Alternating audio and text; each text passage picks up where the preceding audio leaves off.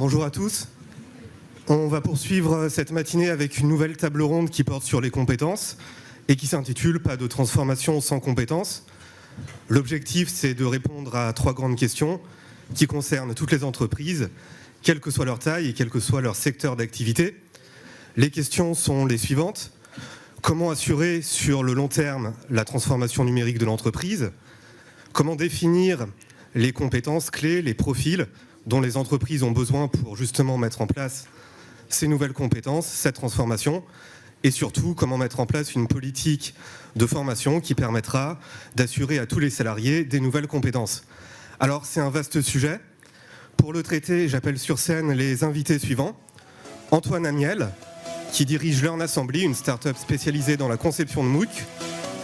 Laurent Sellerier, capitaine de vaisseau qui représente l'armée, qui elle aussi est concernée par la transformation des compétences. Erwan Salmon, directeur général d'Avaya France. Pierre Joly, DRH Europe du Sud de Dell EMC. David Giblas, directeur innovation digital, data et partenariat santé chez Malakoff Médéric. Et Céline Laurenceau, qui dirige l'activité conseil en stratégie RH et gestion de talent chez Accenture, qui va nous proposer une mise en contexte de 10 minutes. Pour ma part, je suis Lucas Jakubowicz, journaliste économique au Journal du Net. Je couvre toutes les rubriques management et RH et je vais animer plusieurs tables rondes aujourd'hui et demain. Alors, en guise de contexte, qu'est-ce qu'on peut dire sur la transformation des compétences, Céline Laurenceau? Alors bonjour à tous, moi je suis ravie d'être là aujourd'hui et aussi je suis ravie de la thématique qui a été prise et de l'angle. Ça fait longtemps qu'on parle de transformation digitale. Finalement, on l'avait beaucoup pris sous l'angle technologique. Cette transformation, c'est avant tout un changement de paradigme sur la compréhension de l'usage client et de l'usage employé. Et ce qui est intéressant, c'est que finalement, l'employé et le client, c'est souvent le même, c'est souvent nous tous.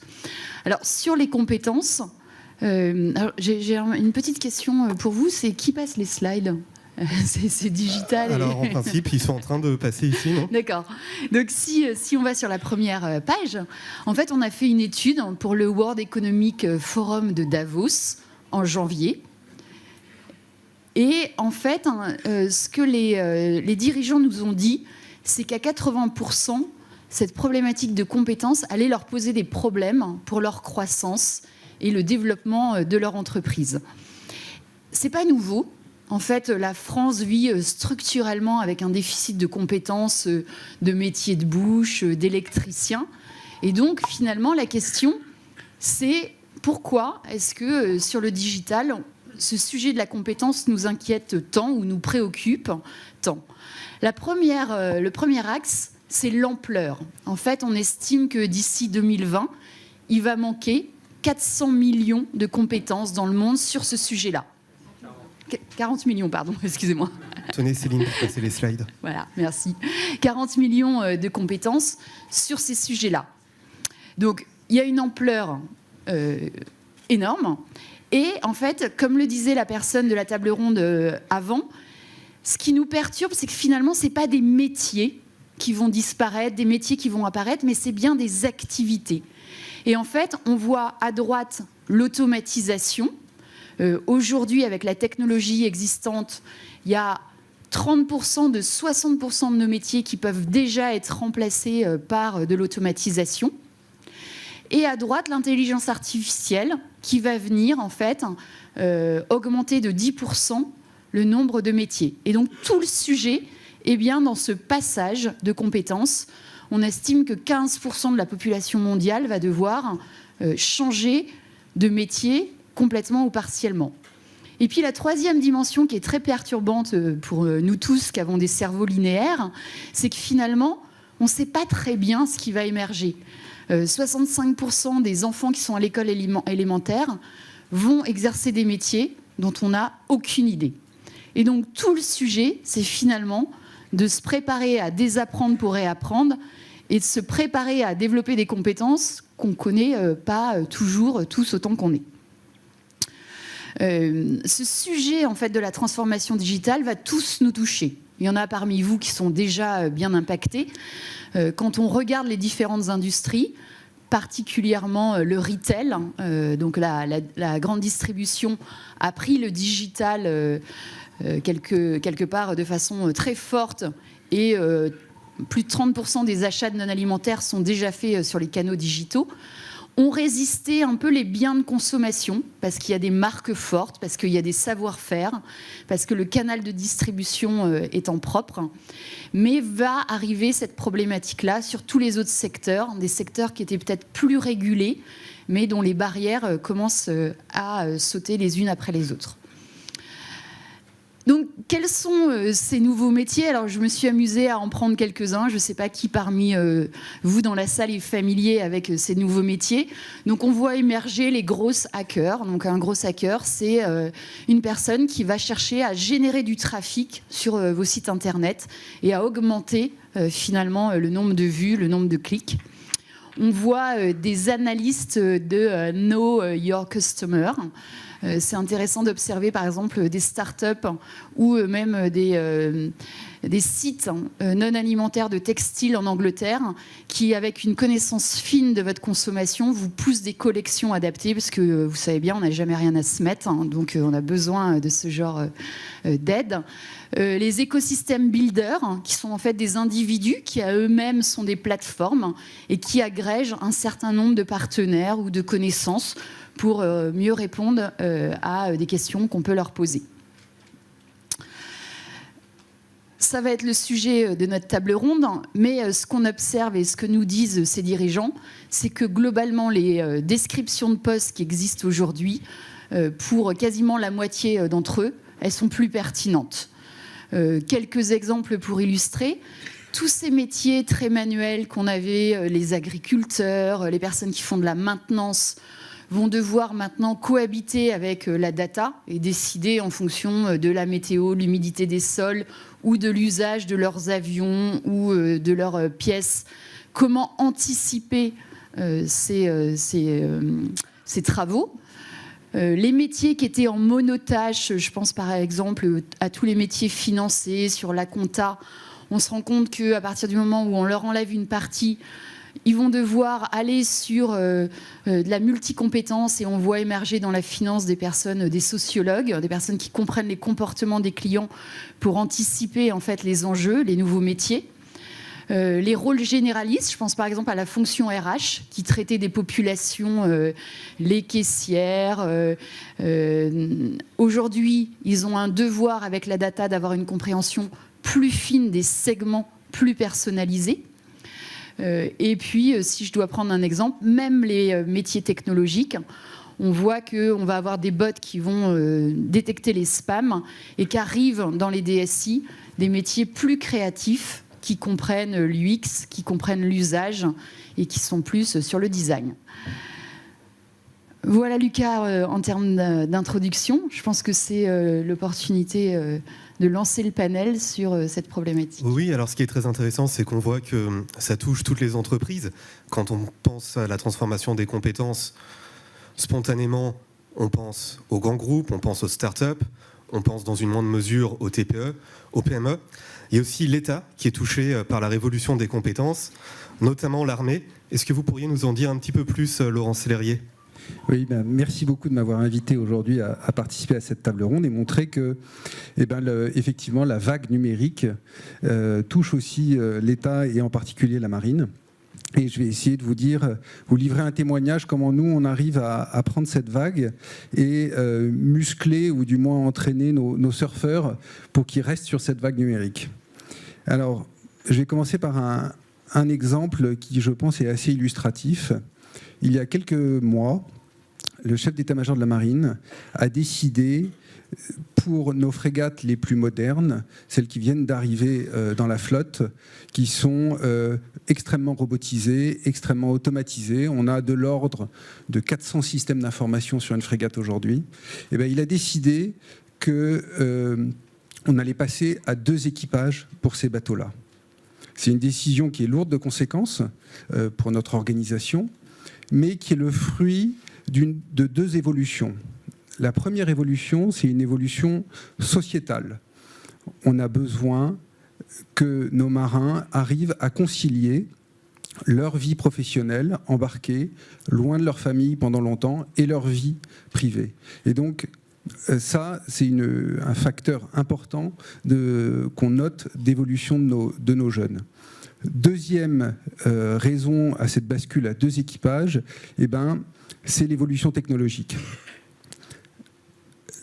Ces bateaux sont devenus tellement pointus qu'ils exigent une charge cognitive extrêmement importante pour les équipages qui les servent.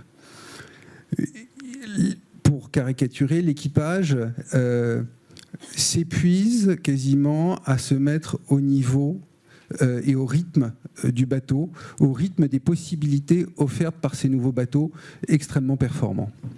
Donc je crois que là, on est à faire un exemple assez intéressant où, grâce à la robotisation et à l'automatisation, on a réussi à baisser de 50% les volumes des équipages, mais en raison de la charge qui pèse sur l'équipage, on les double et tous les 4 mois, ils alternent. Un équipage est en charge du bateau pendant que l'autre, d'abord, se repose et ensuite se forme et s'entraîne.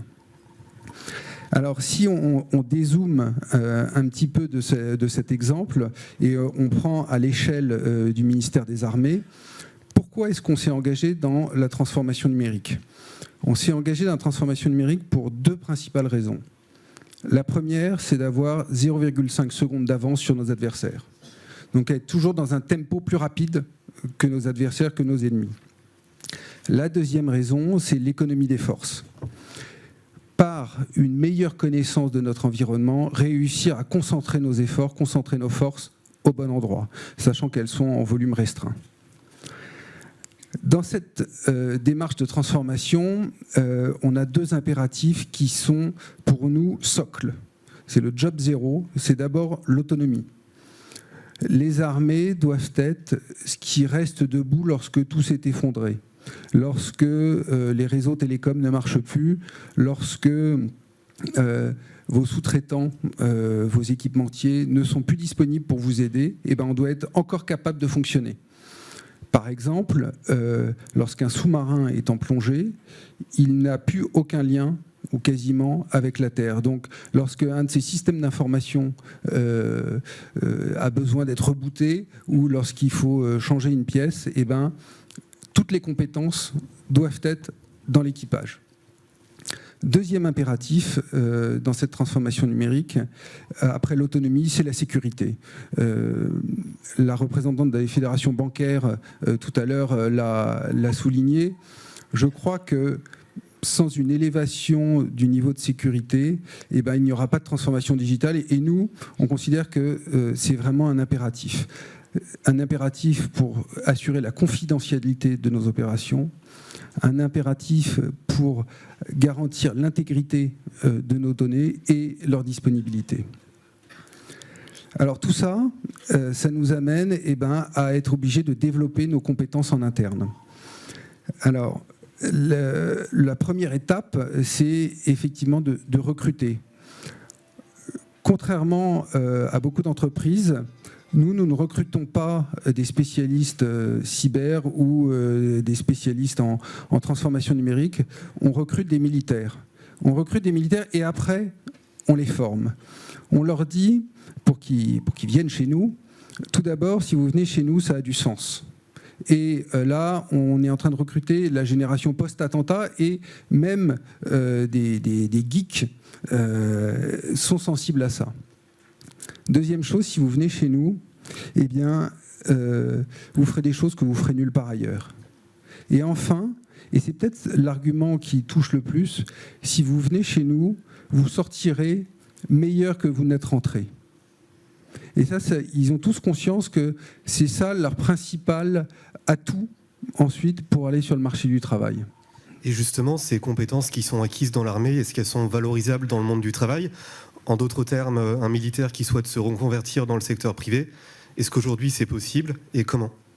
Alors oui, et d'ailleurs c'est un de nos problèmes, c'est que c'est presque trop possible. C'est-à-dire qu'on a un enjeu de fidélisation de nos militaires. Ils développent des compétences qui sont directement employables dans le secteur privé et surtout ils développent un savoir-être qui, je crois, trouve très facilement écho dans la société civile. Donc on a plutôt un problème de fidélisation de nos compétences plutôt que de reconversion des militaires aujourd'hui. Alors si on retourne vraiment dans le monde de l'entreprise privée stricto sensu, par exemple avec Avaya, alors Avaya, vous avez été aussi touché par ce bouleversement des compétences. En quoi et comment vous avez pu réagir ? Oui, bonjour à tous. Donc déjà, Avaya, nous sommes un constructeur de télécom. Donc on est en plein dans cette transformation numérique puisque nous offrons à nos clients des outils collaboratifs et des outils pour gérer la relation client. Alors, nous, on a 3 points importants de notre côté. Premier, interne, pour s'assurer que nos employés au sein de l'entreprise comprennent et appréhendent cette transformation numérique et aient les compétences d'aller notamment installer et vendre nos solutions qui vont spécifiquement aider les entreprises sur cette transformation numérique. Deuxième point important pour nous, effectivement, c'est de bien comprendre les enjeux pour nos clients et les accompagner une fois qu'ils installent nos solutions. Parce qu'ils n'ont pas forcément les compétences en interne, donc on doit les accompagner, notamment dans cette conduite au changement. Et troisième point qui est très important pour nous, c'est que notre business model est indirect. C'est-à-dire que nous travaillons avec un réseau de distributeurs et d'intégrateurs. Et aujourd'hui, notre métier se bouleverse de façon importante puisqu'on est passé d'une société hardware à une société complètement software. C'est-à-dire qu'on intègre nos solutions, pas forcément en stand-alone, mais aussi dans des applications métiers de nos clients. Donc ça veut dire que notre réseau de distribution, on doit aussi l'accompagner dans cette transformation numérique. Donc c'est un vrai chantier aujourd'hui au sein d'Avaya France, d'accompagner les employés, notre réseau de distribution et nos clients. Donc pour ça, on a aussi des soucis comme tout le monde, c'est qu'on a du mal à trouver ces compétences sur le marché. Donc on doit voir en interne comment justement s'assurer que les gens qui vont rentrer au sein de l'entreprise, on va les former. Donc on met en place un système de coaching où en fait ce qui se passe c'est qu'il y a des gens qui viennent qui sont plutôt jeunes, qui ont certaines appétences sur ces nouvelles technologies mais qui ne connaissent pas forcément notre métier. Donc on essaye de faire des binômes pour que les gens puissent apprendre de ceux qui sont au sein de l'entreprise et qui ont des compétences techniques sur nos solutions et de mixer avec des gens qui viennent du monde extérieur mais plutôt avec des compétences on va dire numériques peut-être plus approfondies que celles qu'on a aujourd'hui au sein d'Avaya France puisque notre moyen d'âge est près de 47 ans pour avoir à peu près un mixte des demandes. Donc ça c'est important. Ce qui est important aussi c'est de ne pas laisser les gens sur le carreau. Donc on va mettre en place avec notre DRH, avec ma DRH, ce qu'on appelle un passeport numérique où en fait les gens vont apprendre les compétences sur l'intelligence artificielle, sur le blockchain, sur la réalité virtuelle, qui sont des sujets importants pour toutes les entreprises et qui vont bouleverser notre comportement aujourd'hui.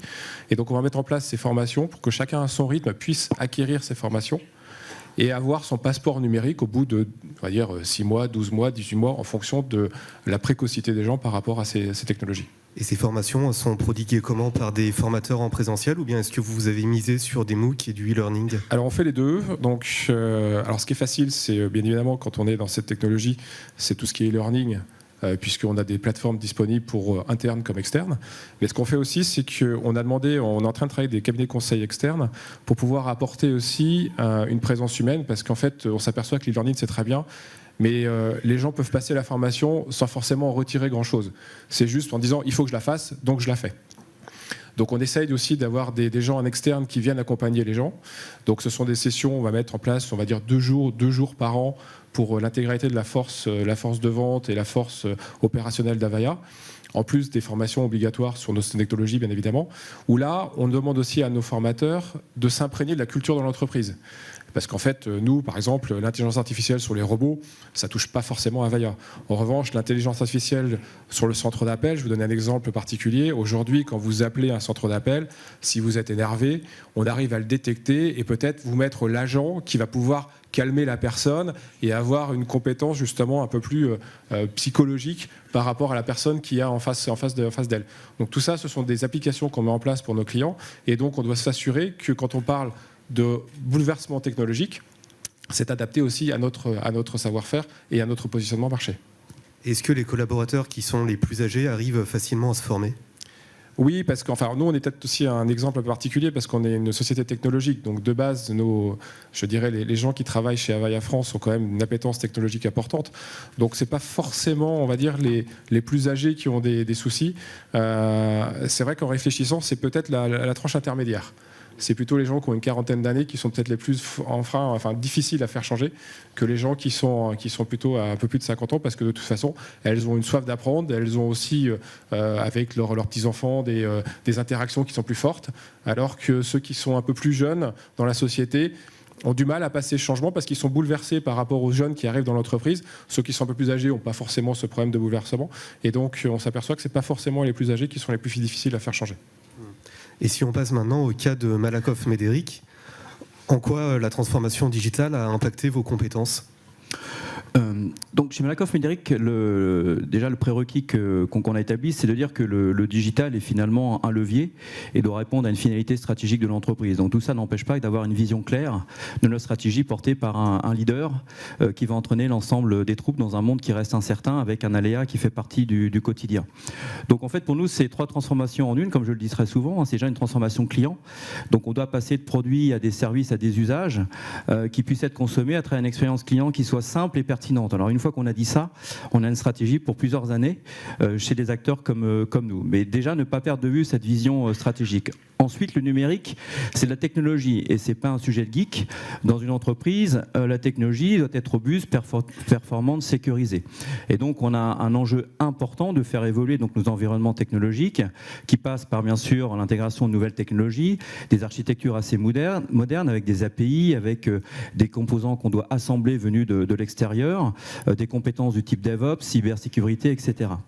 Et enfin, l'humain, qui est aussi un levier extrêmement important, bien sûr, dans la transformation, ne se résume pas uniquement à des compétences. Les compétences, c'est fondamental, donc on parle beaucoup de compétences techniques. Aujourd'hui, on travaille énormément sur ce qu'on appelle les soft skills. C'est un terme qui est revenu à plusieurs reprises ce matin, et c'est extrêmement important. Donc c'est à la fois des capacités relationnelles, d'ouverture, de créativité, de capacité à travailler en équipe. Et ça, c'est aussi important que d'avoir les bons experts autour de la table. Mais derrière cette montée en compétences, en fait, se cache une transformation humaine beaucoup plus profonde, des transformations d'organisation et de modèle de management, avec des organisations qui sont beaucoup plus plates, un modèle de management qui est beaucoup plus responsabilisant, qui privilégie l'autonomie des équipes, donc c'est quelque chose de très très important pour nous, mais c'est également des nouvelles méthodes de travail, où on passe de méthodes de travail, de fabrication qui étaient très séquentielles, étalées dans le temps, 18-24 mois, avec des silos, des passe-plats, où les responsabilités étaient extrêmement éparpillées, à des méthodes qu'on appelle donc des méthodes agiles, qui sont très courtes, itératives, collaboratives, sous la responsabilité d'un product owner qui porte la valeur de ce qui sera délivré auprès de l'entreprise et l'ensemble des compétences qui sont mises à disposition avec l'objectif en 6 mois de délivrer donc un morceau de valeur qui sera itéré tous les 2 ou 3 mois. L'autre sujet qui me paraît aussi très très important, c'est ce qu'on appelle donc la QVT, la qualité de vie au travail, que ce soit ces jeunes geeks ou même nos employés. Je pense que tout le monde a envie de travailler dans des environnements de travail qui soient agréables. Et derrière tout ça, ça va au-delà des canapés et des baby-foot qu'on veut mettre dans les salles. C'est beaucoup plus que ça. C'est des environnements de travail ouverts à tous qui essayent de diffuser, d'infuser cette culture donc de la créativité. C'est également donc le télétravail, le home working, cette capacité pour des jeunes et des moins jeunes de contribuer à des actions de charity, également de travailler sur des projets de R&D, contribuer à des plateformes d'open source. Tout ça, ça fait partie de nos environnements. Et le dernier point qui est pour nous donc un sujet de fond, c'est également la culture. Voilà. La culture, je dirais la culture de l'exécution. Donc notamment dans la pensée occidentale, on a tendance à avoir les penseurs et puis les exécutants, où les exécutants en fait c'est souvent donc la dernière roue du carrosse où il n'y a plus qu'à faire une fois qu'on a défini les choses. Et moi ce qui me ravit donc en tant qu'ingénieur et ex-codeur, c'est que justement c'est le pouvoir des exécutants. Si vous n'avez pas de doueur, vous n'irez pas très loin. Voilà. Et je pense que cette culture de l'exécution doit être diffusée au plus haut niveau, y compris au niveau de la direction générale. Donc, et je pense que les COMEX doivent en partie savoir, non pas coder, mais comprendre finalement ce qui se cache derrière le coding. Et diffuser cette culture de l'exécution, c'est extrêmement important. C'est aussi, en fait, essayer de diffuser une culture, alors certes de l'échec, mais également du succès. Parce que pouvoir admettre l'échec, il faut aussi savoir célébrer les succès. Et ça, c'est quelque chose qu'on a tendance à trop peu faire dans nos entreprises. Donc cette exécution avec du succès et quelquefois donc accepter l'échec me paraît extrêmement fondamental dans l'évolution de nos cultures. Donc chez vous, chez Malakoff-Médéric, vous avez formé justement vos managers à tous ces sujets-là ? Alors chez nous, oui, en fait, on a donc pris le parti. En fait, alors bien sûr, on a les outils pédagogiques de formation assez classiques, les MOOC, les SPOC, le Blended et Learning Expedition. Enfin là, vous avez une batterie, un catalogue que tout le monde probablement utilise. On a pris aussi le parti de la transformation par l'exécution. Voilà. Donc au sein de Malakoff Ménéric, on a une trentaine de squads, donc c'est environ 300 personnes qui s'affranchissent de l'organisation, donc c'est mes squads délinquantes, et qui ont l'objectif de délivrer la valeur sur laquelle le comité exécutif et le directeur général s'est engagé. Voilà. Et donc cette transformation par l'exécution a beaucoup de mérite. Déjà de combattre certains clichés. Voilà. Je pense qu'il ne faut pas sous-estimer l'envie de l'humain de changer, la capacité de l'humain de changer, indépendamment des profils, indépendamment des âges, et je suis surpris quotidiennement, et ça fait extrêmement plaisir de voir ça. Je pense que la capacité de l'entreprise à pouvoir évoluer est souvent sous-estimée. Et on se construit nous-mêmes nos propres barrières. Alors que de mettre en condition et donner finalement les capacités à ces équipes de pouvoir opérer dans des environnements qui soient les plus efficients possibles pour eux, génère des résultats absolument incroyables. Et en règle générale, quand une équipe a vécu ce mode de fonctionnement, croyez-moi, elle ne veut plus y retourner. Et donc la question qui se pose pour nous, puisque notre build maintenant est plutôt en mode agile, c'est quid du run, de notre fonctionnement, qui est encore très siloté, où la chaîne de valeur est incarnée par des grandes directions qui se passent le plat et on définirait leur périmètre de responsabilité. Les modes projet ne fonctionnent pas dans ces environnements-là, on le sait tous. Il n'y a qu'à voir les facteurs d'échec de ces projets. La question maintenant qui se pose pour nous, certes ne pas aller vers des modèles Spotify ou ING, mais néanmoins la question se pose sur comment dans un mode de fonctionnement récurrent introduire cette agilité dont tout le monde a besoin au service des clients et au service de la valeur générée pour l'entreprise. Par rapport à ça, on a fait une étude sur la différence entre les startups et les grands groupes. Parce que tout le monde dit dans les startups c'est plus agile, il y a moins d'administratifs, etc. Et ce qui est amusant, c'est que quand on compare les startups et les grands groupes, les différences qu'on trouve sont les mêmes entre les deux niveaux hiérarchiques de nos entreprises. C'est-à-dire que le corps des middle managers considère que aussi vers en haut, il y a autant d'administratifs, autant de lenteur de décision que le grand groupe par rapport à la start-up. Et la grosse question qu'on va avoir, c'est comment on infuse ce changement, ces nouvelles compétences dans un système immunitaire qui a tendance à tuer très rapidement le changement, en fait. En fait, on a délivré une sorte de fast-pass, alors non pas à la délinquance, mais quasiment à tout est permis à partir du moment où c'est pour l'intérêt de l'entreprise et ses clients. Voilà. Et donc ça passe aussi par une remise en cause profonde des process, des irritants, on les appelle comme on veut, qui vont tout simplement des achats au processus de recrutement, à l'achat d'un nouveau matériel, etc. Et je pense que tout doit y penser. Alors malheureusement, quand vous avez des entreprises qui font 6 000, 10 000, 15 000 personnes, vous ne pouvez pas avoir un environnement similaire à une start-up qui a 50 ou 110 personnes. Mais néanmoins, je pense qu'il ne faut pas être, esclave de ces process. Je pense que l'entreprise est ce qu'elle veut qu'on soit. La technologie reste au service de l'humain et c'est à nous de définir notre propre avenir. Et je pense qu'on a une chance incroyable, c'est qu'en règle générale, on a des collaborateurs qui attendent que ça. Et du coup, est-ce que vous pensez qu'à terme, vos squads vont en fait évoluer en sorte de start-up indépendante, voire d'entreprise libérée grâce à ces nouvelles compétences ? On a déjà, bien sûr, alors c'est pas venu forcément à travers les squads, parce que dans notre dispositif de le catalogue, j'ai pas cité des week-ends du type Startup Inside, etc. Donc l'intrapreneuriat, si on veut prendre un terme un peu moins sexy. Oui, bien évidemment, donc on soutient ces projets, mais l'objectif est un peu différent. Donc je pense que ce qui est important, c'est que ce genre de transformation doit être opéré de l'intérieur. C'est l'intérieur de l'entreprise qui doit être transformé. Donc il faut partir du principe que ça va prendre du temps, ça va prendre de l'argent, parce que sans argent, vous ne ferez pas cette transformation. Il faut se l'avouer et avoir les budgets dédiés pour ça. Et ça n'empêche pas, bien sûr, que vous pouvez utiliser d'autres leviers comme l'intrapreneuriat, l'open innovation, l'incubation avec des startups, etc. Tout. De toute façon, je pense que ma vraie recommandation, c'est utiliser tous les leviers disponibles, mais sincèrement, en utilisant le potentiel de transformation que vous avez à l'intérieur de vos entreprises, parce que vos collaborateurs et collaboratrices ont un potentiel incroyable et n'attendent que ça, finalement. Et tous ces leviers, vous avez commencé à les actionner quand ? C'est relativement récent ou ça a plusieurs années ? ça fait 2 ans qu'on a opéré cette transformation. Donc aujourd'hui, on est maintenant dans une phase intermédiaire. C'est la question que, de manière assez transparente, on se pose. On voit bien que notre modèle de fabrication de projets en mode MVP, donc Trailing Startup pour les personnes qui connaissent ces terminologies, en fait fonctionne assez bien. Voilà, on peut encore s'améliorer, bien évidemment, surtout sur les chaînes technologiques, notamment sur le DevOps, etc. Mais le sujet maintenant pour nous, c'est dans le fonctionnement quotidien, où on passe d'une entreprise où vous aviez un run, un build qui arrivait de temps en temps et provoquait des secousses de changement au niveau de l'entreprise, à une entreprise qui passe dans un mode finalement d'amélioration quasi permanente avec des livraisons quasi quotidiennes, en exagérant un peu, et qui provoque finalement cette recherche de la valeur incrémentale permanente. Et donc en modèle d'organisation, en modèle de fonctionnement, ça pose de vraies questions sur nos organisations parce qu'on n'a pas été fabriqué comme ça. Alors ce qui est très intéressant, c'est que quand on parle des compétences, pour l'instant on a vraiment vu qu'il y avait 2 types de compétences, à la fois des compétences qui étaient extrêmement techniques, donc ce qu'on appelle les hard skills, mais aussi des soft skills. Vous, Antoine Amiel, qui aidez justement les entreprises à se former via les MOOC, quelles sont les principales soft skills qui sont attendues par les organisations ? Alors effectivement, merci pour cette invitation et pour cette question. En fait, je pense que le vrai sujet des compétences digitales et de cette transformation dont on parle, c'est que finalement les compétences techniques, elles sont pas si difficiles que ça à acquérir, parce que le contenu de formation existe partout, parce que les experts, on les trouve, et parce qu'en France, on a aussi une culture de l'expertise, une culture très technique, et les mobilités et les promotions managériales se reposent souvent à l'origine sur l'expertise métier technique. Juste pour répondre à votre question, une petite anecdote.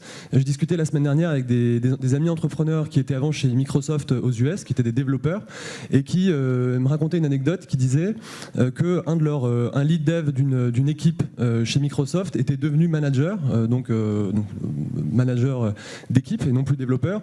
Et leur première réaction, c'était de dire « Ah mais c'est dommage, pourtant il était bon ». Et c'est assez parlant de la différence culturelle sur justement les soft skills et ce rôle-là. En fait, aux États-Unis, finalement, le métier de manager et cette posture-là, c'est vraiment quelque chose, c'est un autre métier, c'est une autre évolution. Il y a des parcours, des formations, des compétences. Et c'est vraiment la porosité entre la filière technique et la filière managériale, elle n'est pas du tout aussi évidente qu'en France. Et donc, du coup, sur le sujet des soft skills, en fait, ce qu'on voit avec la transformation digitale et les compétences digitales, c'est que c'est la corrélation entre les compétences et ce que l'organisation peut absorber en termes de maturité.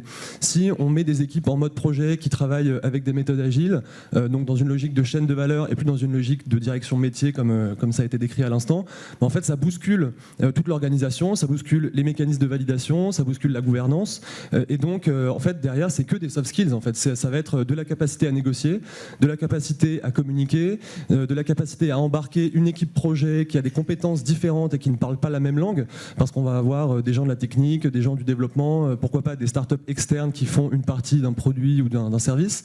Donc en fait tout est soft skills en quelque sorte maintenant, donc adaptabilité, capacité à négocier en permanence, capacité à itérer, à se réorienter, et donc nous chez Learn Assembly, la compétence reine entre guillemets pour nous, on l'appelle la learning agility, c'est-à-dire l'agilité intellectuelle, la capacité à prendre du recul sur tout ce qui arrive au quotidien, sur toutes ces expériences, et à être dans une posture un peu réflexive, à apprendre de toutes les expériences pour pouvoir justement itérer, changer et apprendre. Donc en fait la compétence de l'apprentissage permanent, la culture du retour d'expérience, de la transmission, du partage, ça va devenir la compétence maîtresse en quelque sorte pour passer en mode agile, pour réussir cette transformation et apprendre les uns des autres, parce qu'il n'y a pas vraiment de solution unique.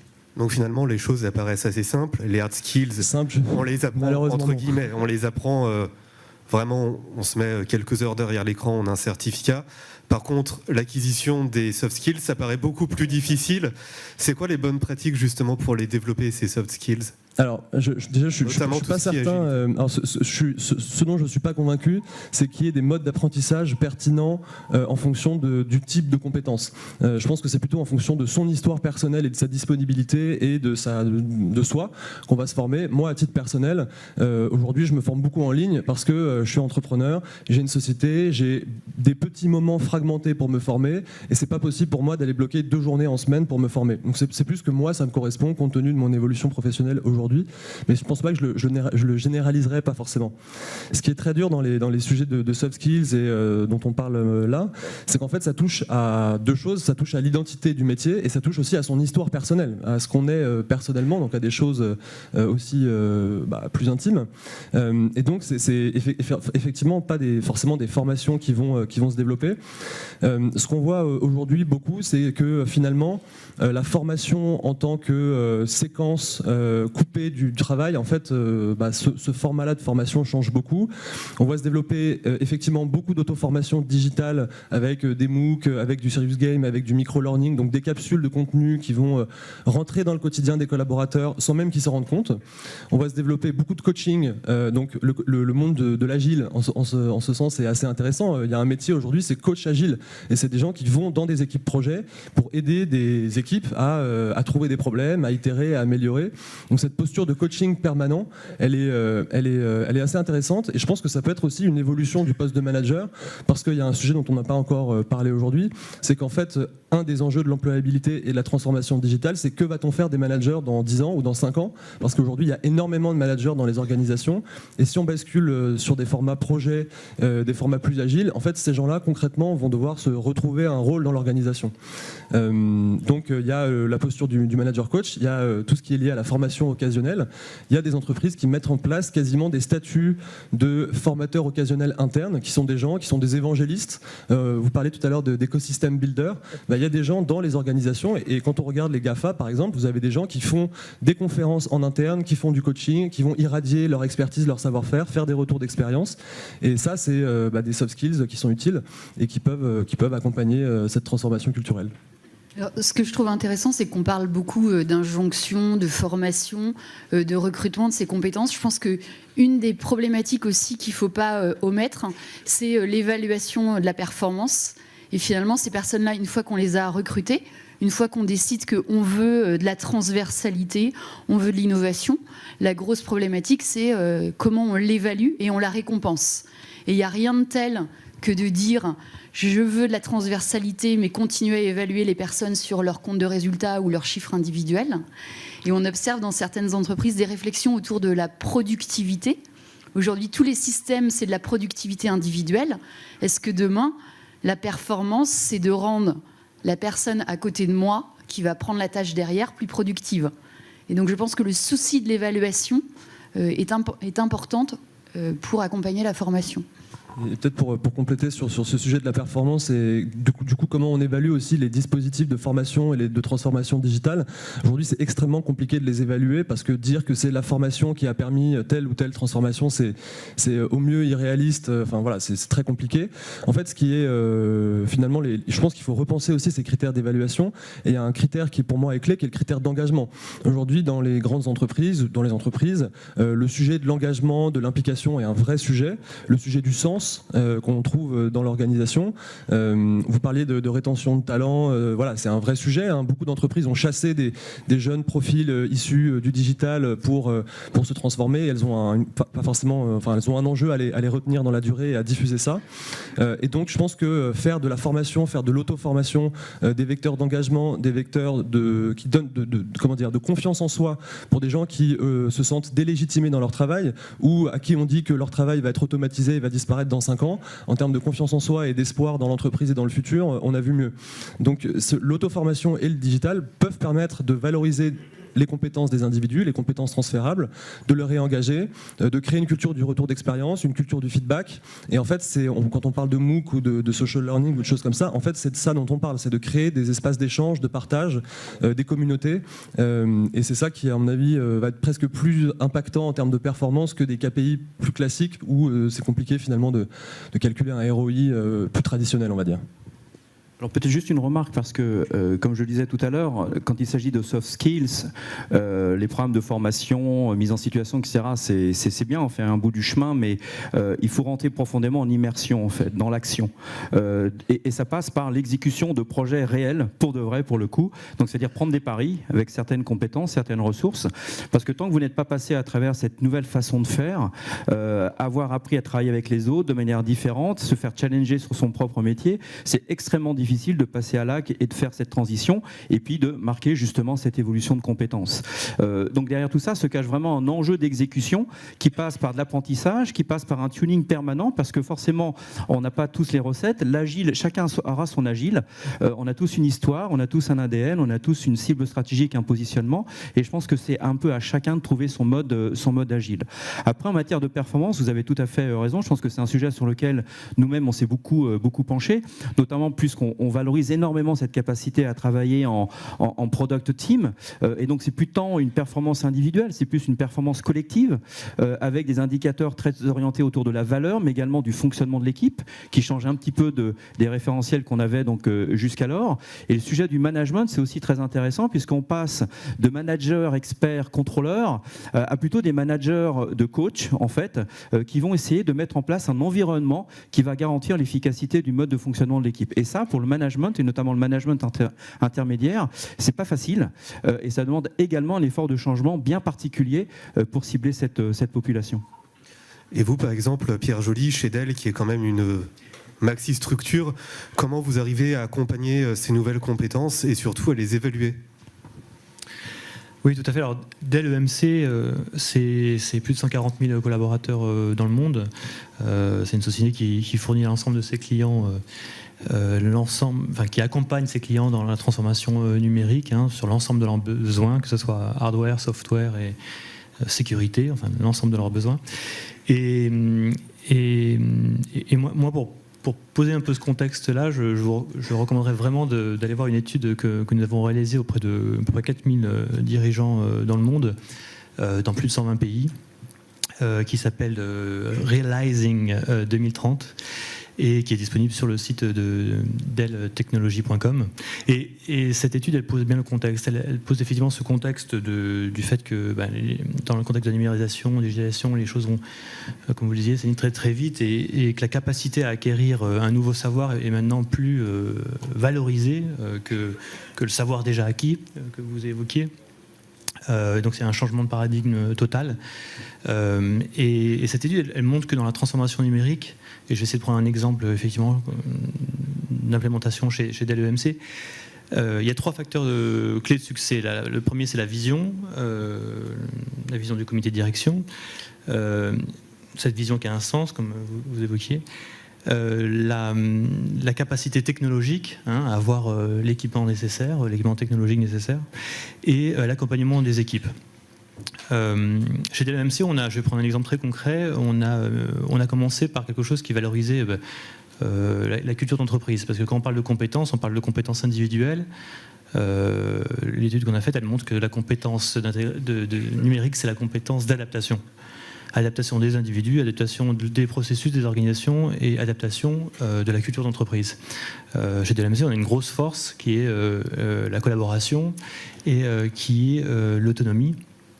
Et on a voulu commencer la transformation numérique pour nos équipes internes en capitalisant sur ces opportunités-là.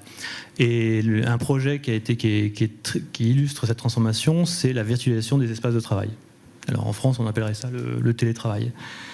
Et ça a été une transformation très importante. La vision, c'est qu'on souhaite chez Dell EMC que 50% de nos collaborateurs d'ici 2020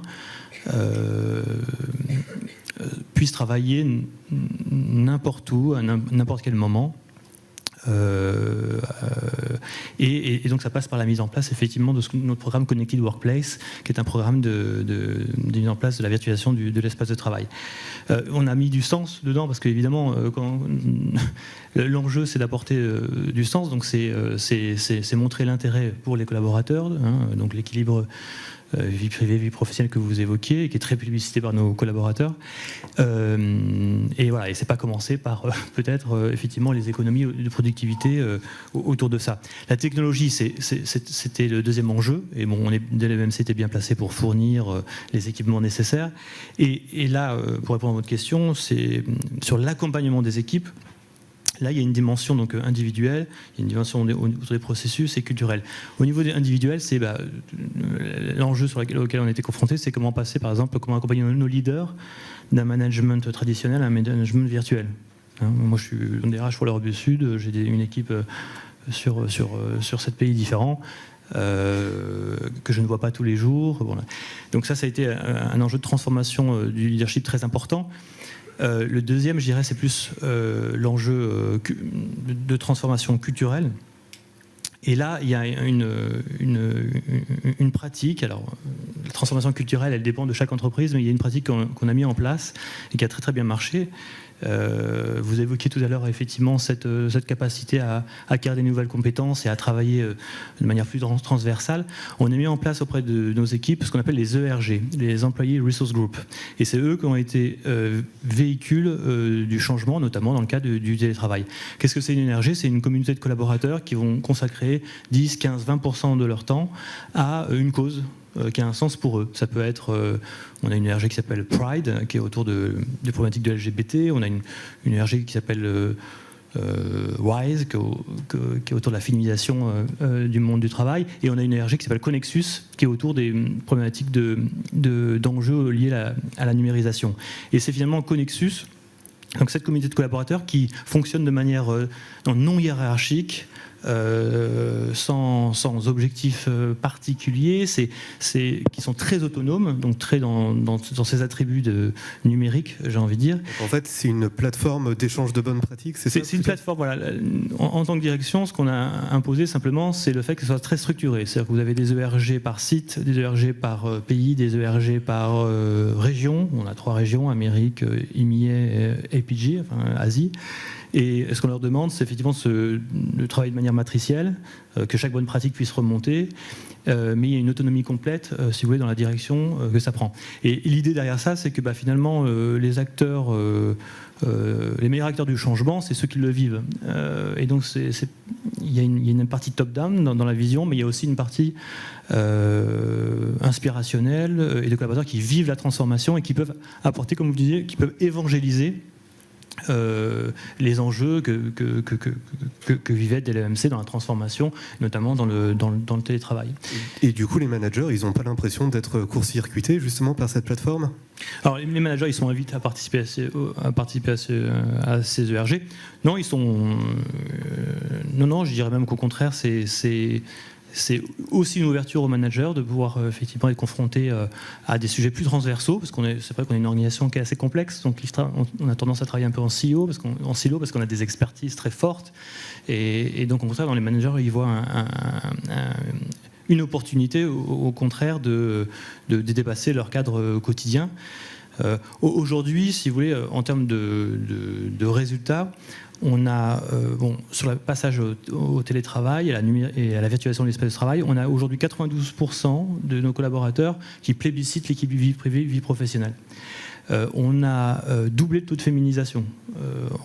On avait 12% avant la mise en place de collaborateurs féminins. Donc on perdait des talents, si vous voulez, dans notre vivier de recrutement.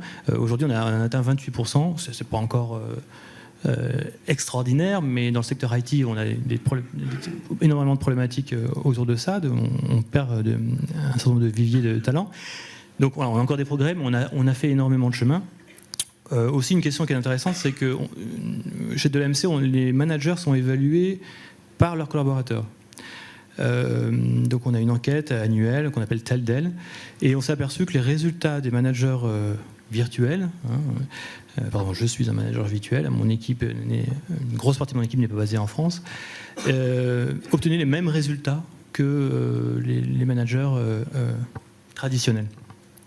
Donc voilà, donc c'est quelque chose qui est aussi, quand on parlait de l'évaluation de la performance, mais on peut aussi évaluer l'impact de la digitalisation au sein des équipes. Voilà, et ça nous a donné une capacité d'aller chercher, quand on ouvre un poste, on a un besoin d'un responsable de programme sur tel sujet, on peut ouvrir le poste à Amsterdam, à Paris, à Madrid, on va chercher le talent où il est.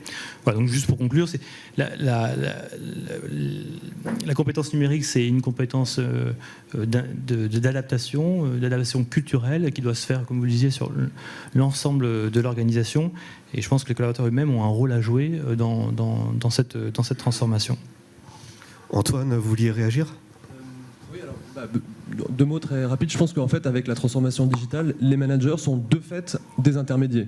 C'est automatique parce que c'est la nature même des outils de communication digitale, c'est la nature même du digital.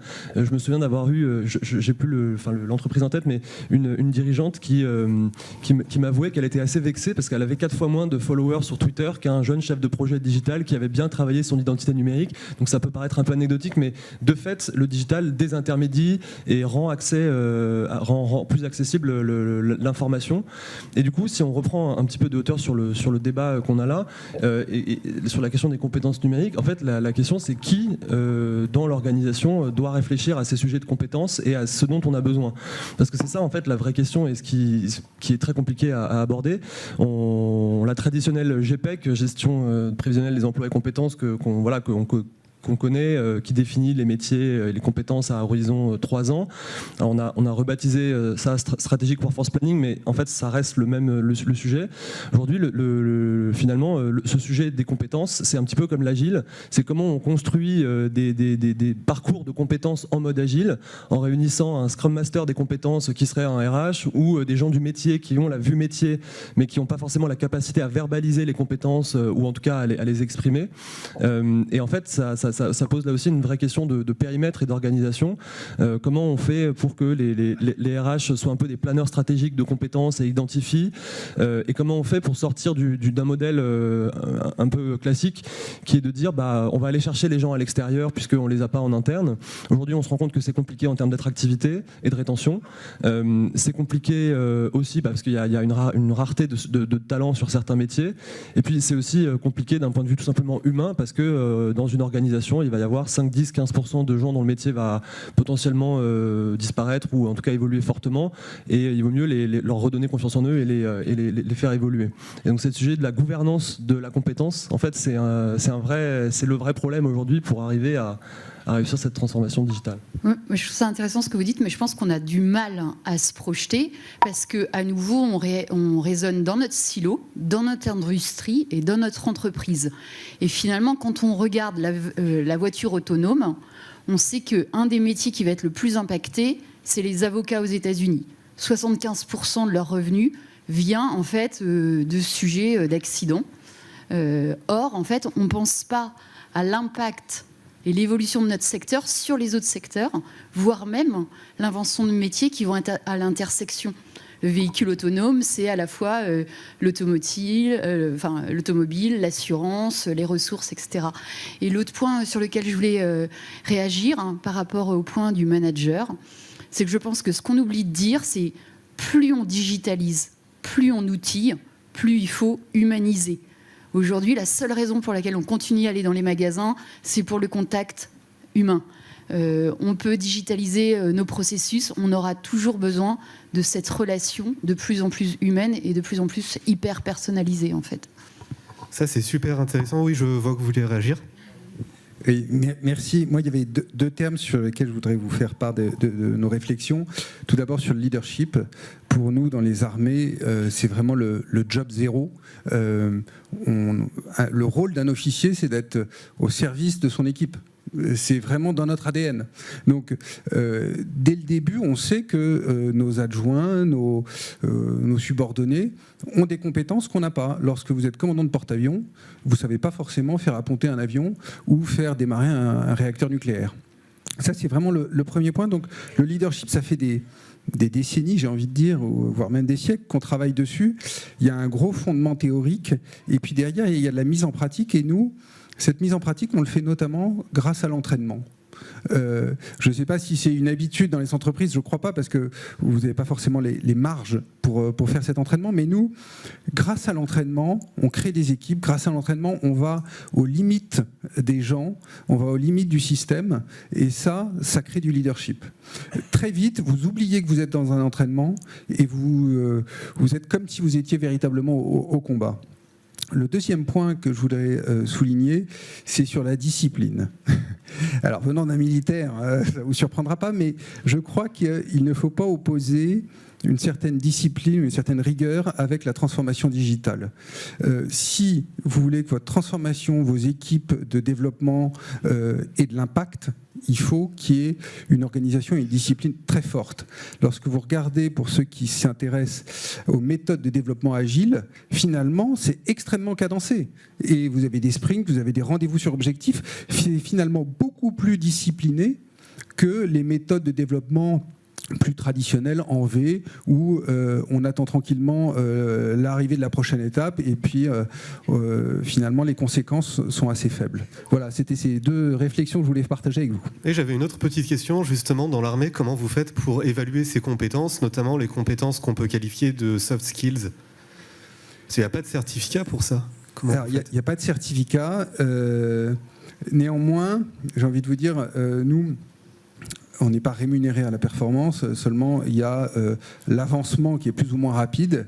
Et lorsque vous regardez une fiche d'évaluation d'un collaborateur, enfin d'un officier ou même d'un sous-officier ou d'un militaire du rang, la manière dont elle est construite, 90% de la fiche repose sur ces soft skills. Donc votre évaluation annuelle, elle est très très largement... qui sont les mêmes d'ailleurs que dans le secteur privé, agilité, etc. Oui, agilité, sens de l'humain, sens du contact, innovation, leadership, loyauté, c'est aussi un élément important, fidélisation, tout ça. Donc voilà, je crois que la transformation digitale nous perturbe, nous change, mais les fondamentaux humains, finalement, sont encore là. Et un autre point important aussi pour tout ce qui est nouvelles compétences, c'est que parfois les entreprises ont tendance finalement à les subir. Comment est-ce qu'elles peuvent avoir une attitude proactive? Par exemple, chez Avaya, comment vous faites pour vous dire ça va être la future compétence à avoir, voilà comment on va se former? Bon, alors, nous le fait que nous soyons constructeurs, on est quand même un peu en avance sur la technologie, donc on arrive à anticiper.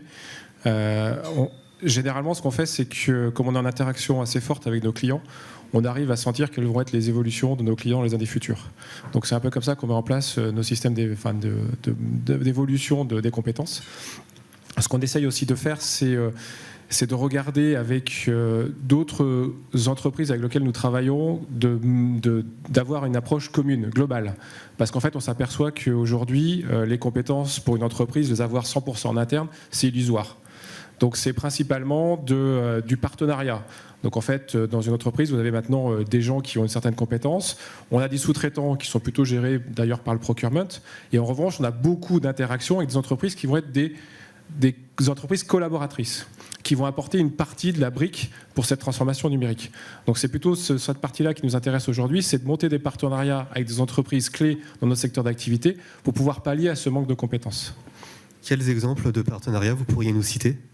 On travaille avec certains groupes qui sont dans notre réseau de distribution, donc qui en fait on se répartit la tâche quand on installe nos équipements. Donc nous on en fait une partie, eux ils en font une partie. Donc on leur demande de plutôt eux d'avoir des compétences sur un certain point et nous sur un autre point par exemple.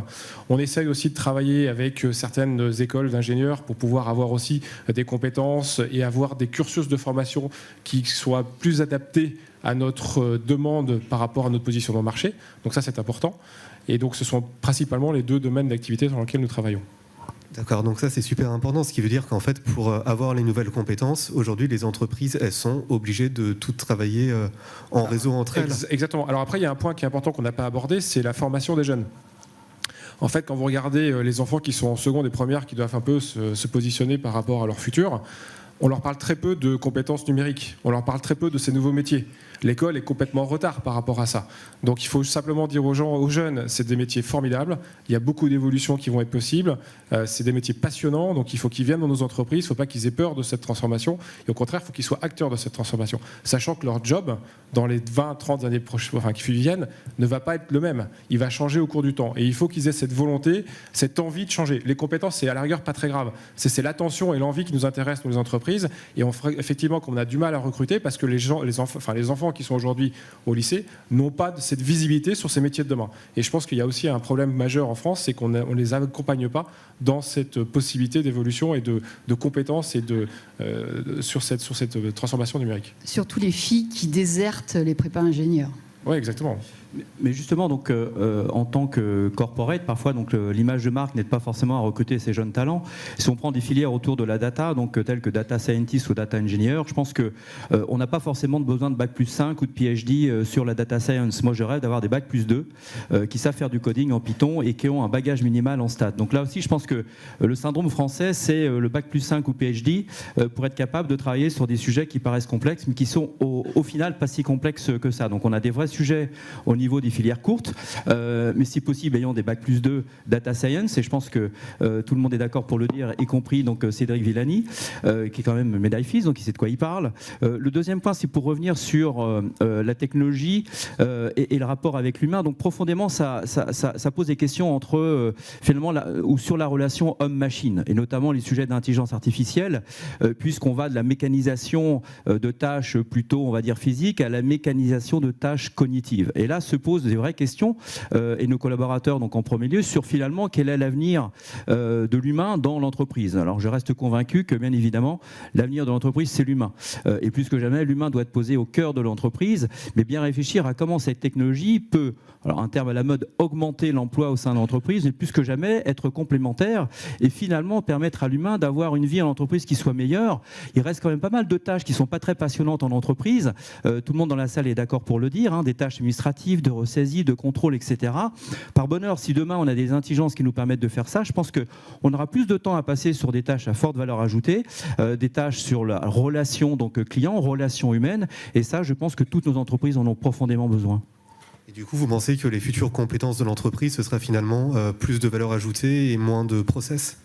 Nous, ce qu'on voit, en fait, on voit deux évolutions, et c'est assez intéressant puisqu'on est en train de passer en industrialisation contrôlée, donc un certain nombre d'algorithmes d'intelligence artificielle, sur des métiers, notamment des métiers assez pointus, hein, parce qu'on a quelques médecins chez Malakoff Médéric, et pour analyser des dossiers patients assez compliqués, finalement, ce qui est intéressant de voir, c'est que l'intelligence artificielle, finalement, les oblige ou les contraint à se challenger, à aller encore plus loin dans leur métier. Et ça, c'est extrêmement positif parce que finalement, la technologie va rendre service à l'humain, à savoir bien progresser. Et ce qui est assez intéressant, c'est que des dossiers sur lesquels ils avaient finalement un a priori pas très positif se disent mais finalement c'est extrêmement intéressant parce qu'on apprend des choses, y compris sur notre métier. L'autre point extrêmement intéressant, c'est qu'on s'aperçoit que certaines tâches qui étaient de nature très administrative se déploient sur des tâches qui sont plus sur la relation client, et je pense que toutes nos entreprises ont besoin de passer plus de temps avec les clients. Et là je pense qu'on a pas mal de métiers, notamment les téléconseillers ou les opérateurs, qui ont ou qui vont avoir cette capacité à pouvoir passer plus de temps avec les clients, et ça c'est au bénéfice de l'entreprise bien évidemment. Chez Avaya, vous êtes aussi dans la même configuration, c'est-à-dire moins de process et finalement des compétences qui vont être à plus forte valeur ajoutée, même sur des postes d'exécutant ? Oui, parce qu'en fait, l'intelligence artificielle va beaucoup changer nos métiers. Donc, tout ce qui était un peu de récupérer de l'information et la concaténer sera fait directement par l'intelligence artificielle. Donc, on le voit notamment dans la relation client, dans les centres d'appel, les chatbots sont arrivés. Donc, ce sont des robots qui vont analyser vos demandes et ils vont pouvoir les aiguiller. Donc, ça modifie énormément le comportement de l'agent. On voit également que généralement, les tables de routage d'un agent dans un centre d'appel, généralement, c'était...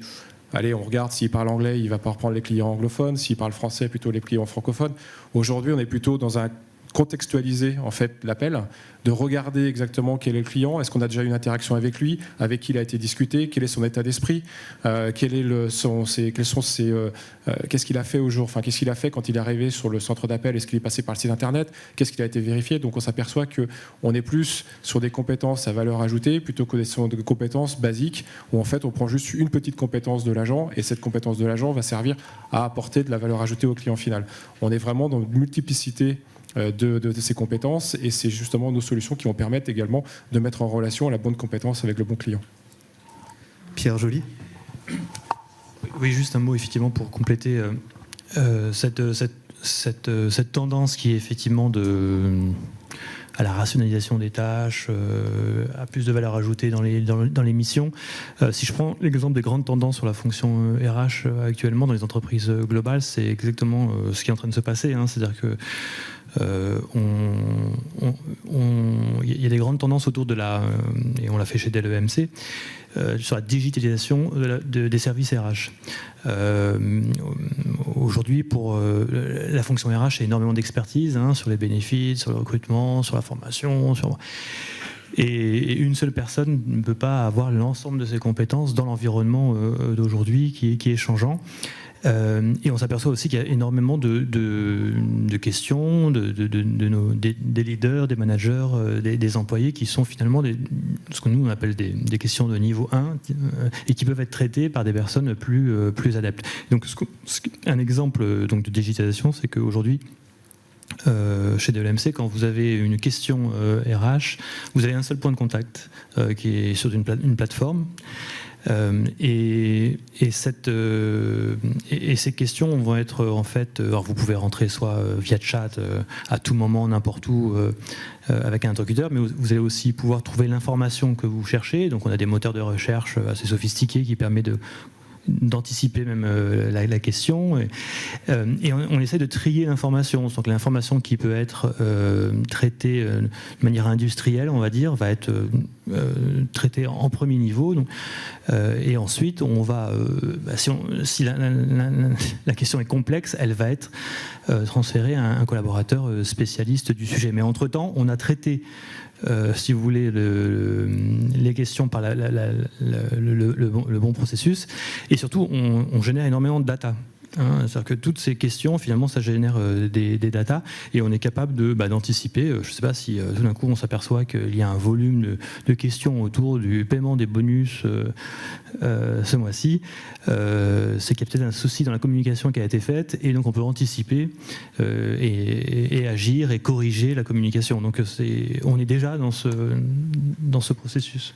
Alors je reviens sur un point qu'on a vu antérieurement dans le débat, c'est l'idée que en fait, pour acquérir les nouvelles compétences, on est obligé de collaborer, on est obligé d'être en silo, ce qui doit poser un certain problème à l'armée, parce que l'armée, finalement, vous avez des obligations de secret défense, vous ne pouvez pas forcément aller acquérir des bonnes pratiques ailleurs. Comment vous faites du coup ? Alors, c'est vrai qu'on a des forts enjeux de confidentialité. Pour autant, on est aussi, et donc là c'est plus en interne, en train d'essayer de casser les silos. Et j'ai un exemple assez récent. Il y a 6 mois, il y a eu les ouragans qui sont passés sur les Antilles françaises. Et on a dû dépêcher des bateaux là-bas. Et on s'est posé la question, mais finalement, qui a l'expérience du traitement d'un cyclone, des premières heures d'arrivée après le passage d'un cyclone ? Et bien là, nos systèmes RH aujourd'hui ne nous ont pas permis de revenir 8 ans en arrière lorsqu'il y avait eu le cyclone en Haïti, et on avait déjà envoyé des bateaux là-bas, de revenir et d'identifier les gens qui étaient dans les équipages qui sont intervenus.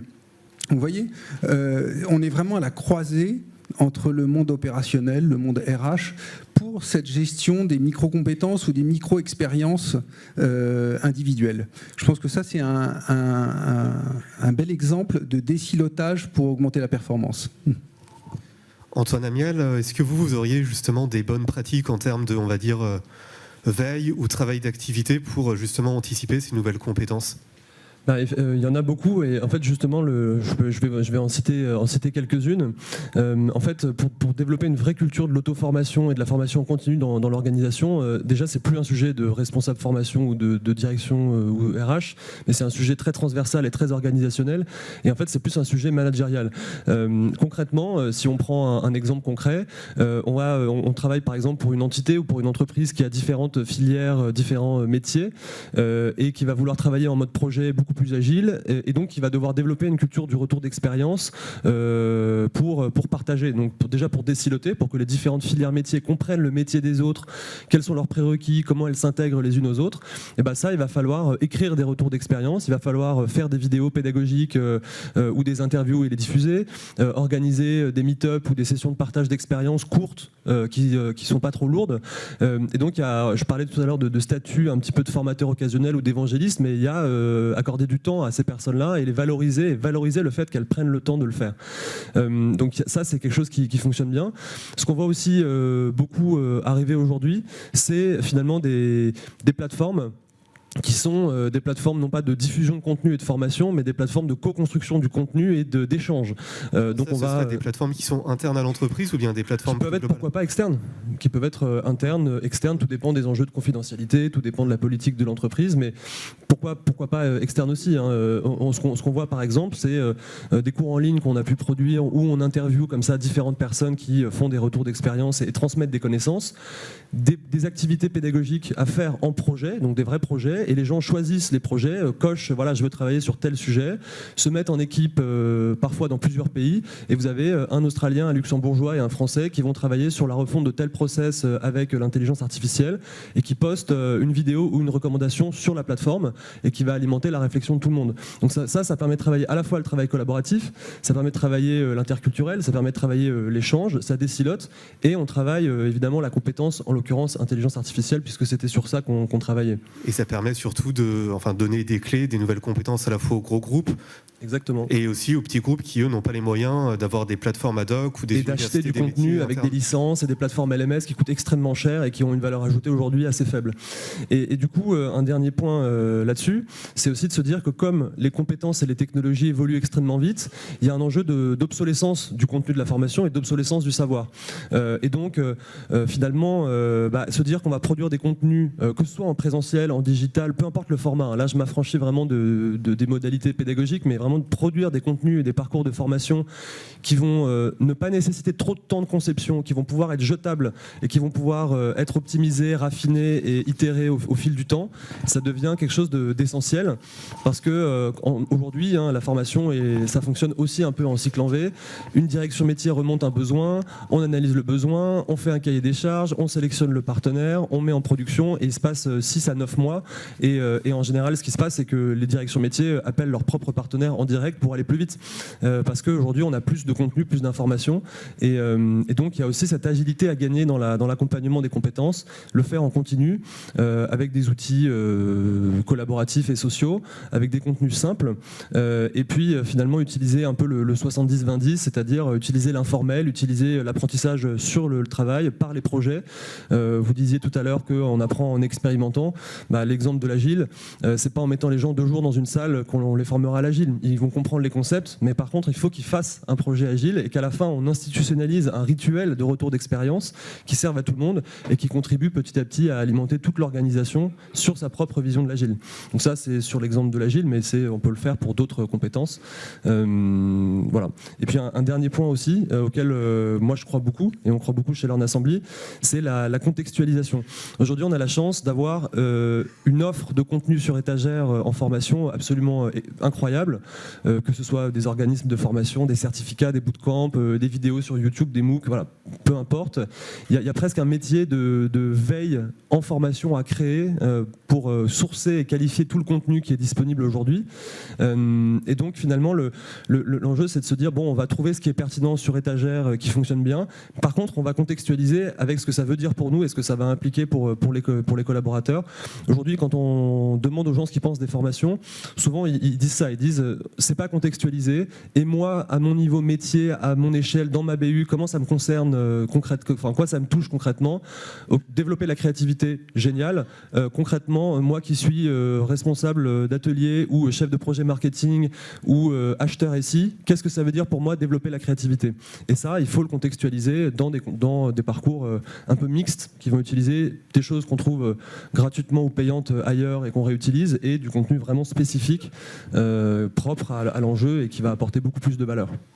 Donc là, en fait, on a vu quelles étaient les nouvelles compétences dont on avait besoin, comment les identifier, comment les cultiver. On a vu certains cas pratiques assez intéressants, à la fois dans des entreprises technologiques, à la fois dans l'armée. Mais plus globalement, au niveau, on va dire, de l'économie française, est-ce que vous pensez que, Céline Laurenceau, les entreprises ont bien pris conscience de ces enjeux et vont dans la bonne direction?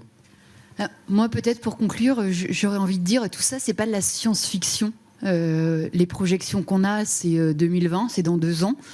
Et si vous voulez, et si vous avez besoin de le toucher du doigt, je vous invite à regarder l'hôtel ENA au Japon. Il y a 100 chambres, il y a 140 robots, il y a 7 employés. Même dans les aquariums, les poissons sont des robots.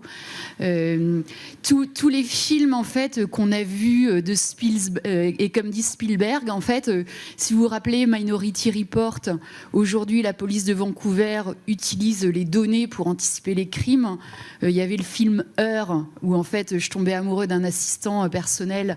Aujourd'hui, dans les domiciles aux États-Unis, il y a 43% de Echo, Amazon, Google Home. Je pense qu'en fait, notre devoir, c'est de ne pas être dans le déni, dans le fait que tout ce qu'on a essayé de vous partager est en train d'arriver et d'arriver en force. Merci beaucoup. On va passer maintenant à la deuxième séquence sur les compétences et la formation. En fait, jusqu'à présent, ce qu'on a vu, c'était que les salariés étaient dans l'obligation de se former à des nouvelles compétences. C'est un enjeu qui concerne aussi les dirigeants, parce qu'aujourd'hui, un dirigeant, s'il ne se forme pas au digital, s'il ne se forme pas au nouveau business model, non seulement il va droit dans le mur, mais il amène aussi son entreprise avec lui. La question qu'il faut se poser, finalement, c'est le dirigeant, comment il doit se former ?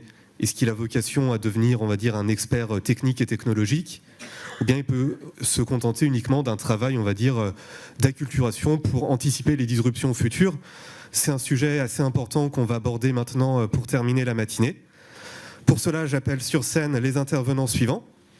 Françoise Dany, qui est directrice exécutive éducation et relations entreprises d'OM Lyon.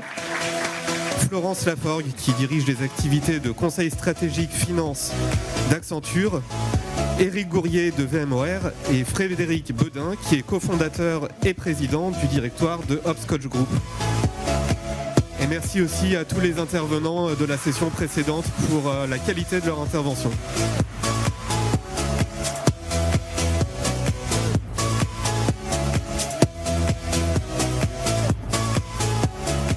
Installez-vous où vous voulez. Il n'y a pas de place attitrée.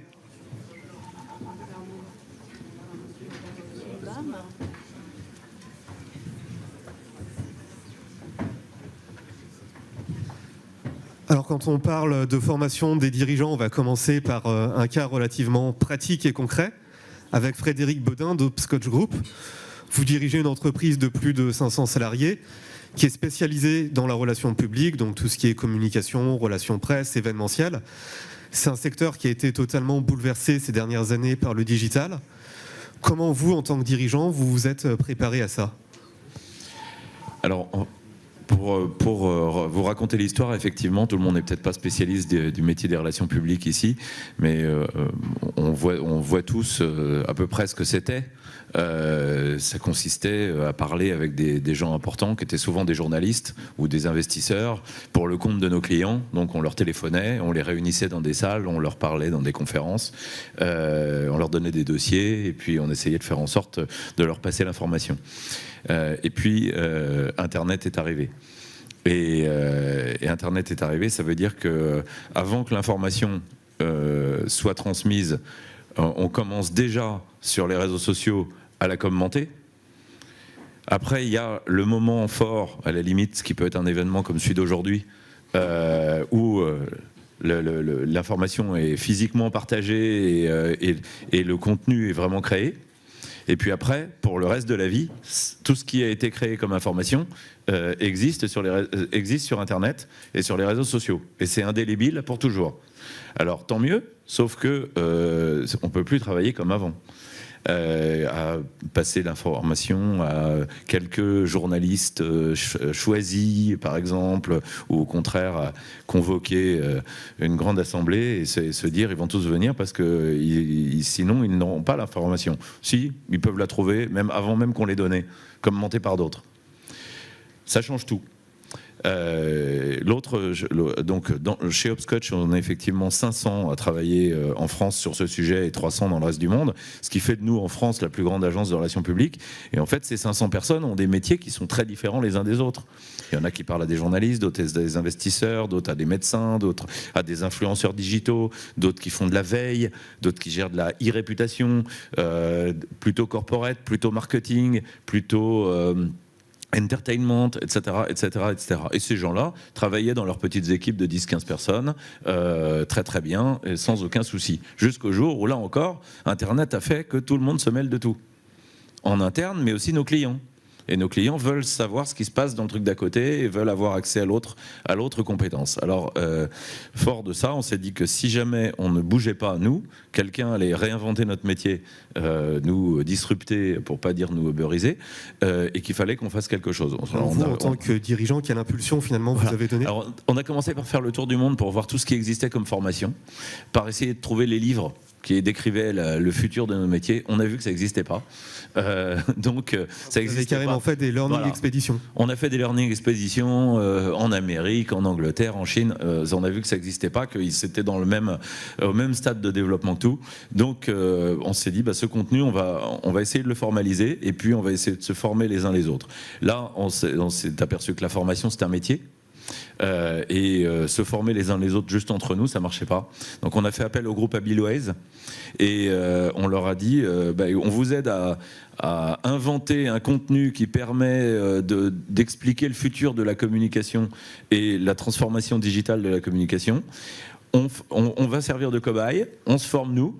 Et puis après cette formation et ce contenu qu'on aura fabriqué avec vous, vous pourrez le vendre à tout le monde. Voilà. Et donc on a commencé il y a maintenant 1 an. Sur les 550, on est 120 à suivre le programme parce que moi je me suis inscrit. Donc ça marche avec le CPF, etc. C'est d'une complexité incroyable. Bon, d'ailleurs, j'ai pas compris. Ça pourra peut-être changer avec la réforme de la formation professionnel, on espère. J'ai toujours pas compris comment on finance le truc. Parce que je sais, ça coûte assez cher, mais qu'il y en a un peu qui revient, mais je comprends pas comment. Mais en tout cas, on a fait appel à des pros qui font les animateurs de tout ça. C'est une formation diplômante. C'est 1 jour par mois en présentiel, plus un MOOC entre les deux. Donc ça prend du temps. Moi, je crois que le présentiel est absolument essentiel et que le MOOC, j'ai entendu dire avant, je suis assez d'accord, c'est vachement bien, ça donne beaucoup de liberté, mais la formation sur le MOOC, en fait, les gens le font parce qu'ils sont obligés de le faire, mais en faisant autre chose et ils retiennent pas toujours tout ce qu'il y a comme information.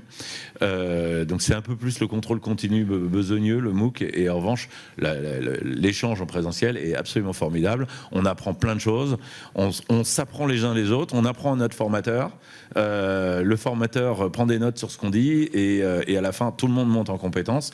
C'est un effet team building, c'est un effet de com externe, enfin c'est vraiment super. Et ce qui est super intéressant en fait maintenant, c'est qu'avec la montée en puissance du digital, le patron que vous êtes, en fait, vous avez même plus une longueur d'avance par rapport à vos salariés, vous êtes obligé de vous former au même titre qu'eux. Oui, alors en même temps, ça évite beaucoup de réunions d'information interne, parce qu'en ayant tous fait cette formation, enfin pour l'instant on sera que 120, donc il va y avoir une autre session d'une centaine de personnes qui va commencer dans 2 mois. Moi j'en suis à mon 14e jour sur 16, je le fais demain d'ailleurs, le 14e jour, et en fait à partir du moment où on connaît le métier des autres, parce qu'on s'est formé mutuellement, on comprend beaucoup plus vite les enjeux, et quand on comprend, on développe l'estime mutuelle, parce que l'estime mutuelle dans une équipe c'est très important, et tout le monde a tendance à mépriser un peu le travail de l'autre en disant moi j'ai un boulot vachement pointu, je parle avec des gens très importants, il y a beaucoup d'enjeux, il y a beaucoup de confidentialité, simplement quand on connaît pas le métier de l'autre, on pense que le sien est plus important que l'autre, et quand on l'a écouté, on dit waouh, c'est top ce qu'il fait. Bon, à partir du moment où on fait ça, que ce soit un collaborateur ou un collègue, en fait, ça change complètement la manière dont on manage les équipes. Et effectivement, tout à l'heure, on a dit qu'il n'y a plus d'équipes en râteau ou en pyramide. Maintenant, ce sont des matrices. Moi, je dis, non, c'est plus des matrices. Les équipes, elles sont en nuages. Donc elles sont en plat de nouilles, si on veut, elles sont plus en matrice, et donc arriver à vivre à l'intérieur d'une organisation en plat de nouilles, ça demande beaucoup de maturité, beaucoup d'attention pour les autres, et dans les soft skills, c'est ça qu'il faut développer. Et du coup, ces formations, ça vous a sûrement aussi permis d'identifier en interne des compétences clés, des profils auxquels vous n'aviez pas pensé. Oui, par exemple, il y a une formation sur le dark web. On s'en sert pas tous les jours, mais dans notre métier, le dark web c'est très important. Mais je me suis aperçu que donc moi j'ai écouté, et puis à un moment il y a des questions-réponses, des échanges. Je me suis aperçu que j'ai des collaborateurs qui étaient super pointus sur le dark web, parce que pour le compte d'un certain nombre de nos clients, ce sont des choses qu'on gère. Et le fait de les identifier, c'est vraiment top. Et Et du coup, ça vous a donné des clés pour développer votre business à moyen terme ? Moi, ça m'a donné plein d'idées de clients à aller voir, de prospection, et ça nous a permis de repenser complètement l'offre du groupe aussi, qu'on est en train de changer en termes de marketing, autour de l'économie de la relation, autour de la création de liens, pour aller plus loin sur le why d'une société comme la nôtre, qui avant était assez dans l'exécution, et qui évidemment monte en compétences stratégiques pour l'intérêt de nos clients. Mais pour ça, il faut arriver à reformuler à quoi on sert, quel est le vrai service qu'on rend aux clients, puisque simplement, si c'est de passer une information à des journalistes, le client n'a pas besoin de nous, il envoie un mail. Donc on doit avoir un rôle beaucoup plus important, et ce rôle important, il est dans la combinaison de beaucoup de compétences. Et ça, aucun de nos clients peut le faire seul. Et même nous, avant, on avait tendance à vivre un peu en silo et à pas assez bien combiner les compétences. Et même si on essayait, et l'interaction digitale permanente et la formation de tout le monde à tous les métiers digitaux qui existent à l'intérieur du groupe, simplement en termes d'informations que ça existe.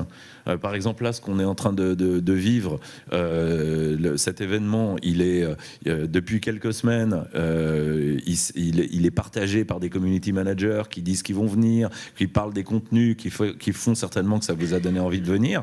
Et puis après, aujourd'hui, il est diffusé en live sur les réseaux sociaux. Bon, bah, ça, c'est un métier qui est nouveau, qui n'existait pas avant. On a une équipe qui est dédiée à ça, avec le community management. Et puis après, pendant peut-être des journées ou des semaines, on va pouvoir continuer le débat. Peut-être que vous allez me dire sur Twitter que vous n'êtes pas du tout d'accord avec ce que je dis, et ça va faire progresser tout le monde. Et ça, c'est un métier qui n'existait pas, que tout le monde ne connaissait pas, et qui est absolument indispensable aujourd'hui pour bien communiquer. Donc toutes ces J'appelle ça la stratégie du nénuphar et du diabolo. Donc là, aujourd'hui, on est au milieu du diabolo. Et il y avait l'aile droite du diabolo qui était avant et l'aile gauche du diabolo qui est après. On peut dire papillon aussi, si vous voulez. D'accord. Alors ça, c'est une bonne pratique de formation. Alors si les dirigeants de grands groupes comme vous, mais aussi de TPE, de PME veulent se former, ils peuvent aussi passer par des formations qui sont prodiguées par l'EM Lyon, notamment une formation qui s'appelle TDO, Transformation digitale des organisations.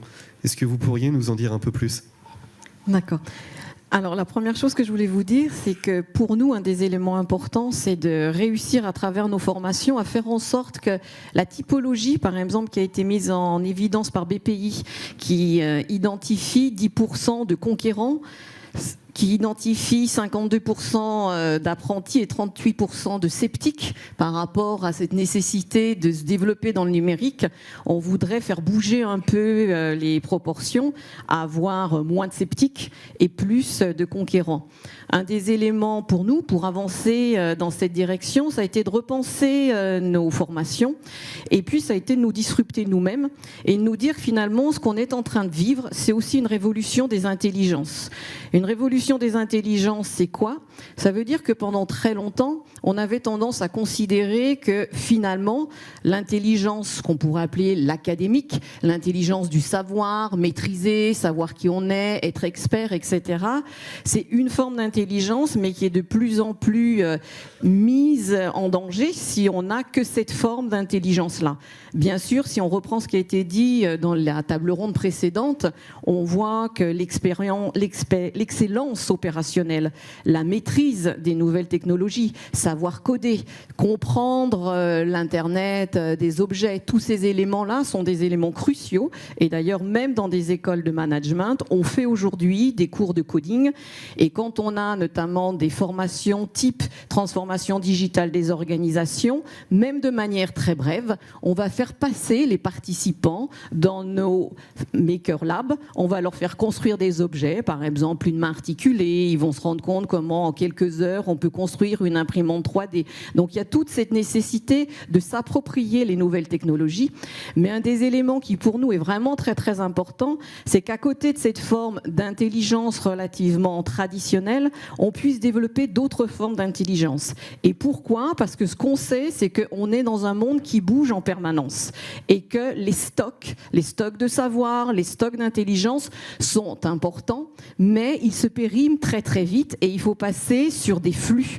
Et les flux, ça suppose de mettre en œuvre une autre forme d'intelligence, une forme d'intelligence plus collaborative. Un des éléments qui nous paraît très très important aujourd'hui, c'est la capacité, notamment pour les dirigeants, d'être capables d'avoir une intelligence de leur contexte, d'être capables de savoir ce qui bouge. Et ce qu'on entend, c'est qu'aujourd'hui, même si je suis dans une toute petite entreprise et si, par exemple, je n'ai pas à utiliser de technologies extrêmement sophistiquées, le fait même que mon environnement, que mes clients soient soumis à d'autres formes, d'autres pratiques, d'autres usages, ça va m'amener, moi, à repenser mon activité. Vous m'aviez posé la question en me disant mais est-ce que par exemple un commerçant, en quoi il pourrait être concerné par ces éléments-là? Et bien ce qu'on voit, c'est que par exemple aujourd'hui, de plus en plus, même le commerce individuel n'est plus là uniquement pour délivrer un produit, il est là pour délivrer une expérience et on va avoir de plus en plus la volonté par exemple d'utiliser un commerce comme une vitrine de certains d'art et de faire en sorte que les personnes qui vont venir acheter quelque chose vont en même temps pouvoir avoir une expérience, renouer avec une émotion, rencontrer d'autres personnes, etc. Donc cette idée d'intelligence de contexte, comprendre ce qui est en train de bouger, ça va aussi de pair avec la notion d'un changement de posture, être ouvert à son environnement.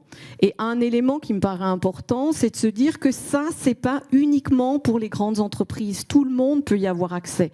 Pourquoi ? Parce que notamment, quand on va parler d'intelligence collaborative, on peut très bien avoir des réseaux d'entreprises qui vont se regrouper. On a, par exemple, au niveau de Emion, développé ce qu'on appelle des action tank ETI. On réunit des entreprises, des ETI, qui travaillent ensemble sur un certain nombre de problématiques pour co-construire les nouveaux savoirs.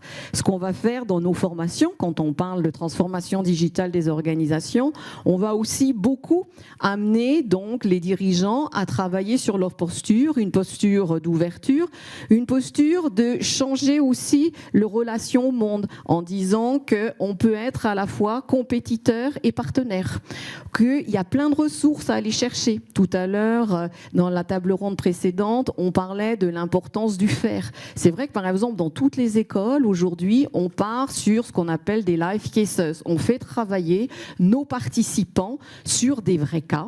On est convaincu que ce qu'il y a de plus efficace, c'est pas tellement ce qu'on va vous dire et de parler uniquement au cognitif, mais c'est ce que vous allez expérimenter, ce que vous allez faire. Tout à l'heure, au niveau de l'armée, on disait, on est, nous, poussés sur des situations un peu extrêmes, on a une possibilité de tester. Ce qu'on essaye de faire aussi, c'est dans nos écoles, donner la possibilité d'expérimenter des pratiques différentes, etc.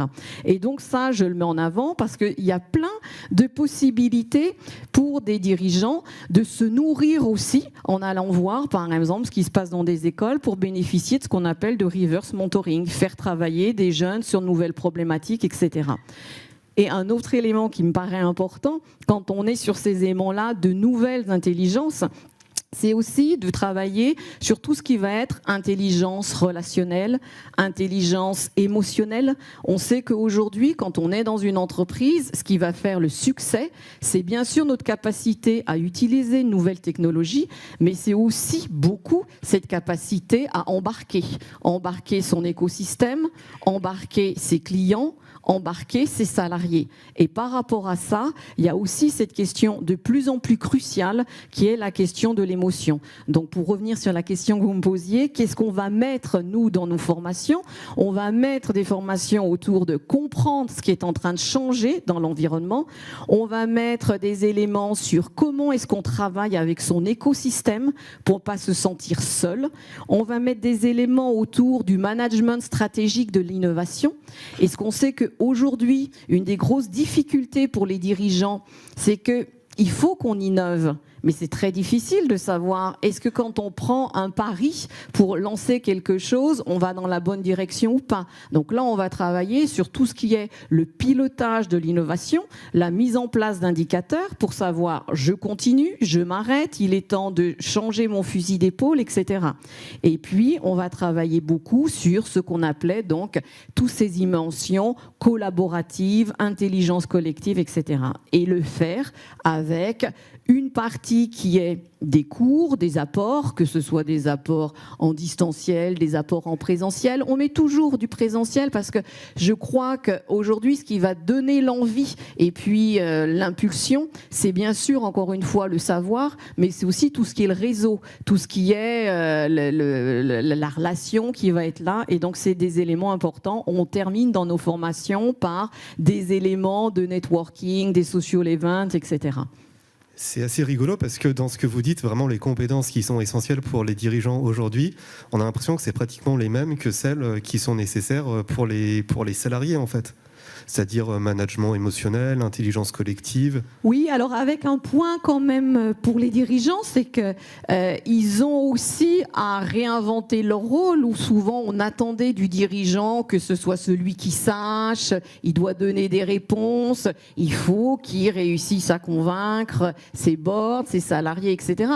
Et là, on est dans un environnement qui est un environnement VUCA, pour reprendre le terme consacré. Donc là, il y a tout un travail aussi à faire au niveau du dirigeant dans la capacité à générer de la confiance avec l'ensemble de ses parties prenantes. Et alors ça, c'est un élément qu'on utilise puisque EM Lyon, on est une école, mais on est aussi une entreprise. Et je peux vous garantir qu'on a aussi toute une série de transformations à s'opérer à nous-mêmes et faire changer des professeurs-chercheurs. Il y a besoin aussi là d'un gros travail pédagogique, d'embarquer, etc. Donc un des éléments qu'on utilise beaucoup, c'est la dimension et l'image de Christophe Colomb. Et en disant aujourd'hui, un dirigeant, il sait où il a envie de partir, il peut avoir une idée. Par contre, où est-ce qu'il va arriver ? Il veut partir à découvrir les Indes, éventuellement il arrive aux Amériques, il croit qu'il est aux Indes et peut-être pendant un temps il va dire qu'il est là, mais finalement ce qui compte c'est qu'une fois qu'il arrive sur un territoire, il soit capable, même si ce n'était pas le territoire où il pensait arriver, qu'il soit capable de redynamiser, relancer un nouveau projet, etc. Et donc c'est vraiment cette idée au niveau du dirigeant qu'il a un métier qui est en perpétuelle innovation, perpétuellement redonner de la confiance, redonner du sens, etc. Et du coup, c'est aussi des modes qui étaient des modes très verticaux. Je sais, j'ai inscrit quelque chose, je continue à creuser le même sillon, à quelque chose de beaucoup plus horizontal. On est ici, on est là, on est avec plusieurs projets en parallèle plutôt qu'un seul projet, etc. Et là, il y a une agilité aussi intellectuelle, relationnelle, etc. Et du coup, quelle est la typologie des chefs d'entreprise qui suivent cette formation ? C'est plutôt des gérants de TPE, de PME ? Alors, on a essentiellement dans ce type de formation, effectivement, des dirigeants PME, TPE, et puis on a aussi des patrons de business unit de plus grands groupes. On va avoir aussi une formation qui est ouverte à tous ceux qui sont en charge de l'innovation et de la transformation. Ce qui nous importe dans ce type de formation, c'est d'avoir la possibilité de croiser les regards, de croiser les expériences, parce que ce qu'on croit, c'est que dans le monde actuel, un élément de source, on l'a vu, c'est que les grands groupes puissent s'enrichir de l'agilité de plus petites structures, mais que simultanément, les petites structures puissent aussi bénéficier des moyens des grands groupes. Donc réussir à apprendre à travailler ensemble, ça c'est un élément vraiment capital. Après, pour nous, un des critères sur lequel on va faire les sélections, c'est de réussir à voir que les personnes qui vont pouvoir accéder à ces formations sont des personnes qui ont la possibilité de s'impliquer sur un projet de manière à pouvoir travailler à un niveau de mise en œuvre de leur projet. Et justement, si on remet le curseur au niveau des très grands groupes, des très grosses entreprises, notamment celles du CAC 40, dans ce type d'entreprise, Florence Laforgue, quelle impulsion le dirigeant peut donner ? Le dirigeant, en fait, alors moi je voudrais quand même revenir sur un point qui est dans ce monde d'incertitude, d'inconnu, de création. Je pense quand même que c'est très important de se raccrocher à ce que l'on voit et ce que l'on constate. Et en termes de disruption business, c'est quand même important de revenir à la notion de business, parce que pourquoi on parle de tout ça ? Parce qu'il y a des impacts business qu'il ne faut pas donc éluder. Et je pense qu'il faut arriver à se dire aussi où est-ce que nous en sommes. Et en fait, on a fait une étude, je vous donne cette donnée parce que c'est assez intéressant. C'est vrai qu'Accenture a surtout des clients des grands groupes mondialement, mais on a fait une étude sur 3600 compagnies sur 82 pays de plus de 100 millions de dollars de revenus. Et en fait, on voit que 63% des entreprises sont dans la disruption, donc vraiment avec une compétition qu'ils n'avaient pas vu arriver. Et 44% savent qu'elles vont rentrer dans une disruption, ne savent pas encore vraiment laquelle, et s'apprêtent à y rentrer. Je pense que c'est important de voir qu'il y a quand même deux vitesses, deux mondes. L'expérience, évidemment, de ceux qui sont déjà rentrés dans la disruption permet à ceux qui vont y rentrer quand même d'être un peu plus en éveil, parce qu'on voit quand même dans les années passées, certains ont été pris un peu par surprise. Il y a quand même des niveaux de création de business qu'on n'avait pas vraiment vu arriver, d'où d'ailleurs ces capitalisations extrêmement fortes. Et là, je pense que le dirigeant, au fond, je reviens sur une notion, Céline a terminé sur le déni. Il faut effectivement ne pas faire du déni. On est complètement dans cette disruption. Il faut s'y préparer. Et le dirigeant, je pense, et notamment on le voit bien dans les dirigeants des grands groupes du CAC 40, pour revenir à votre question, en fait, ils aiment apprendre. Ils aiment apprendre. Et ils vont transmettre et ils expliquent en fait à tous leurs managers, à toute leur pyramide, que apprendre, ce n'est pas quelque chose dont il faut se cacher. Et se former, c'est devenu quelque chose de tout à fait normal. Parce qu'effectivement, savoir parler du blockchain, de la robotique, savoir pourquoi on en parle. Parce que je reviens toujours au pourquoi des choses.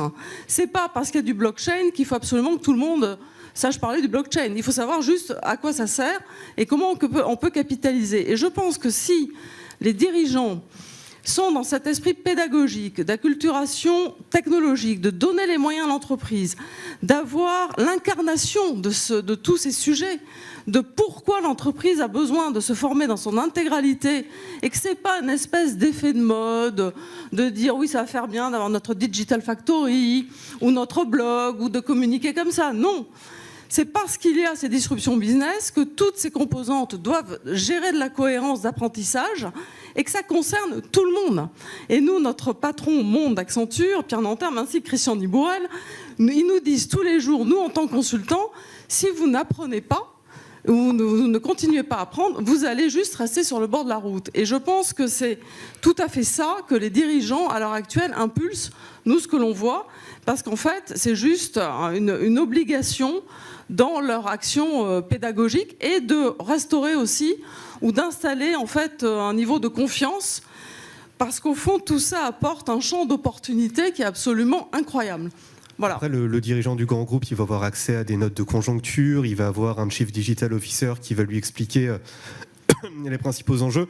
Les choses, elles sont un peu différentes pour les gérants de TPE et PME, mais globalement, quelles bonnes pratiques les dirigeants de PME et TPE peuvent prendre auprès des grands groupes, justement? Ça, c'est très... en fait, je pense que dans une...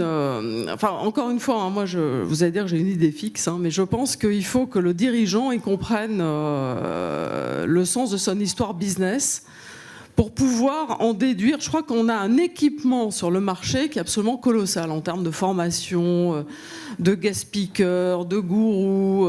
Il y a un niveau de matériel qui est incroyable. Donc, je pense que moi, ce que je lui dirais aux dirigeants de plus petites entreprises, c'est d'être sélectif.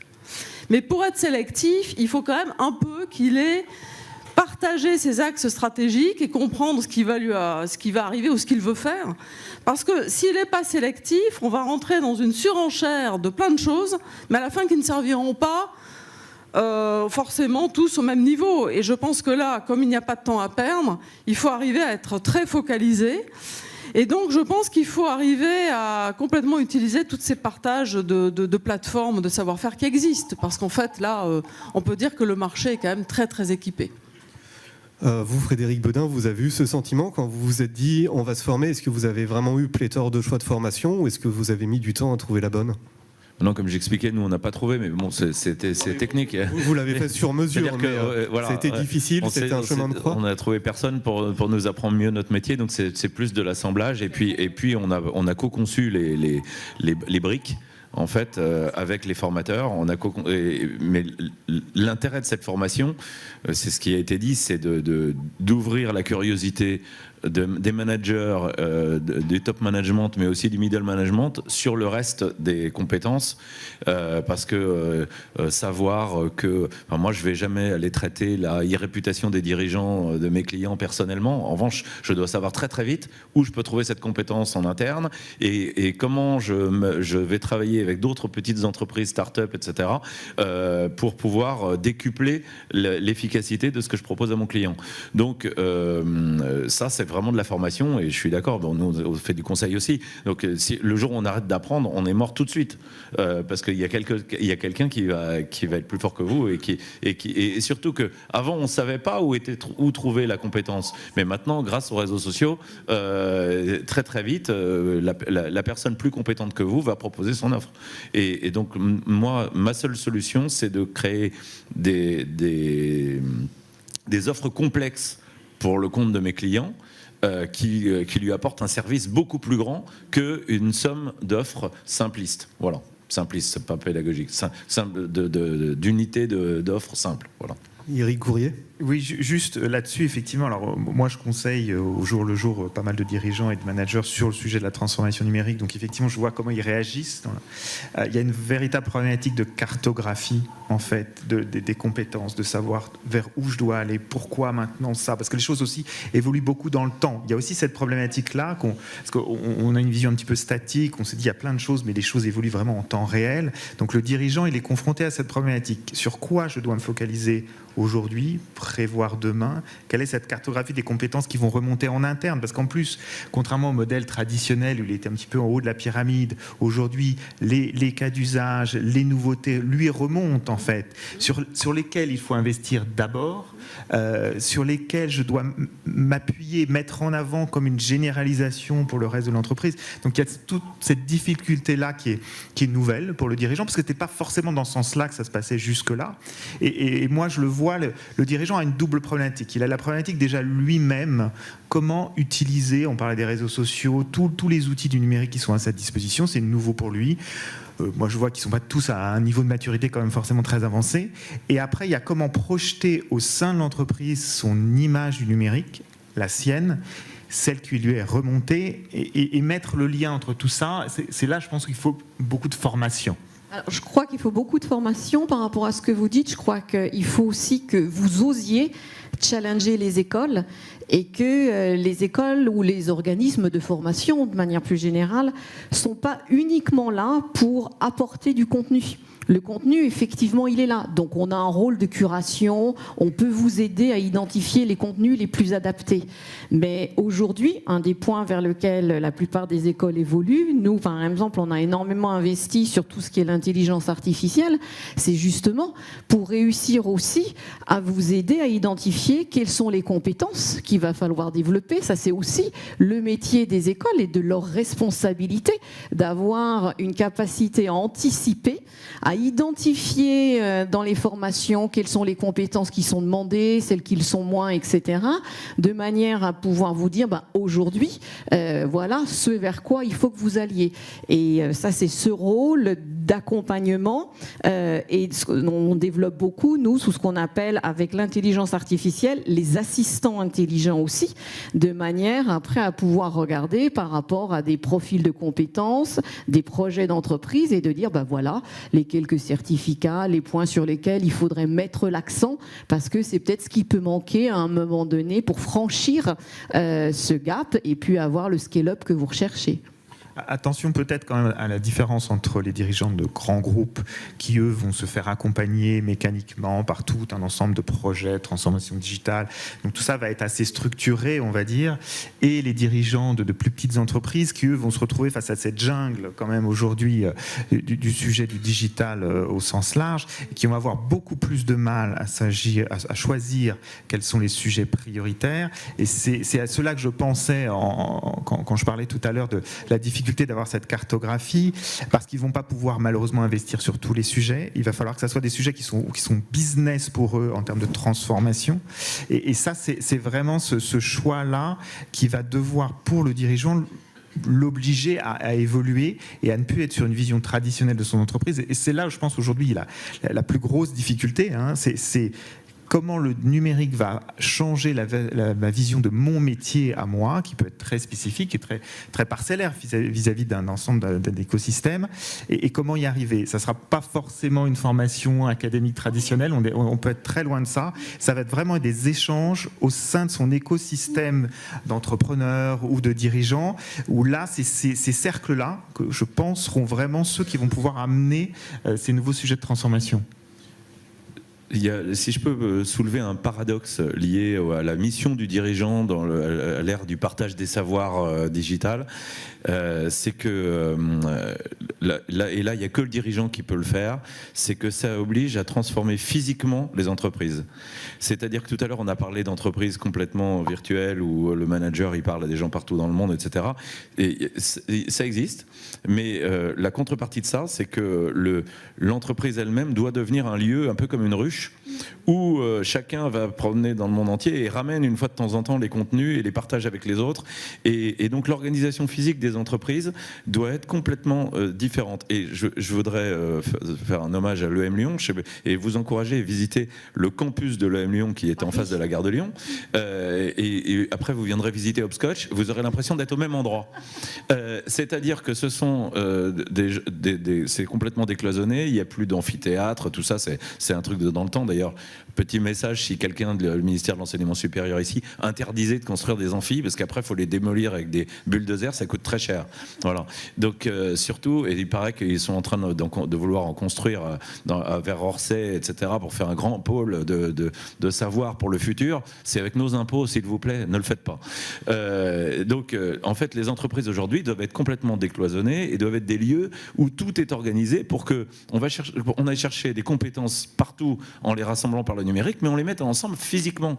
Alors les entreprises, et moi ce que je dis de la mienne, après chacun fait comme il veut dans la sienne, c'est que mon immeuble, il doit servir à faire en sorte qu'on soit mieux à travailler ensemble au bureau qu'en télétravail.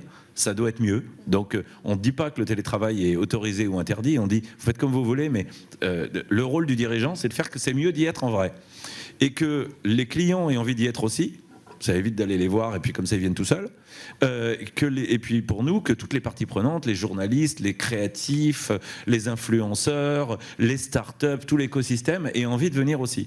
Donc c'est ce que fait effectivement l'EM Lyon, je crois aussi, dans son projet pédagogique. Mais pour une entreprise, c'est pareil. Et là, c'est une décision, il n'y a que le dirigeant qui peut la prendre. D'autant plus que si vous demandez généralement au middle management est-ce qu'il veut ne plus avoir de bureau fixe, ne plus avoir de place de parking, etc., il vous dit non. Et puis si vous demandez aux gens, même aux enfants, de dessiner un bureau, ils vous dessinent une boîte carrée avec un bureau de chaises, parce que c'est comme ça qu'ils imaginent un bureau. Or évidemment, c'est plus comme ça un bureau.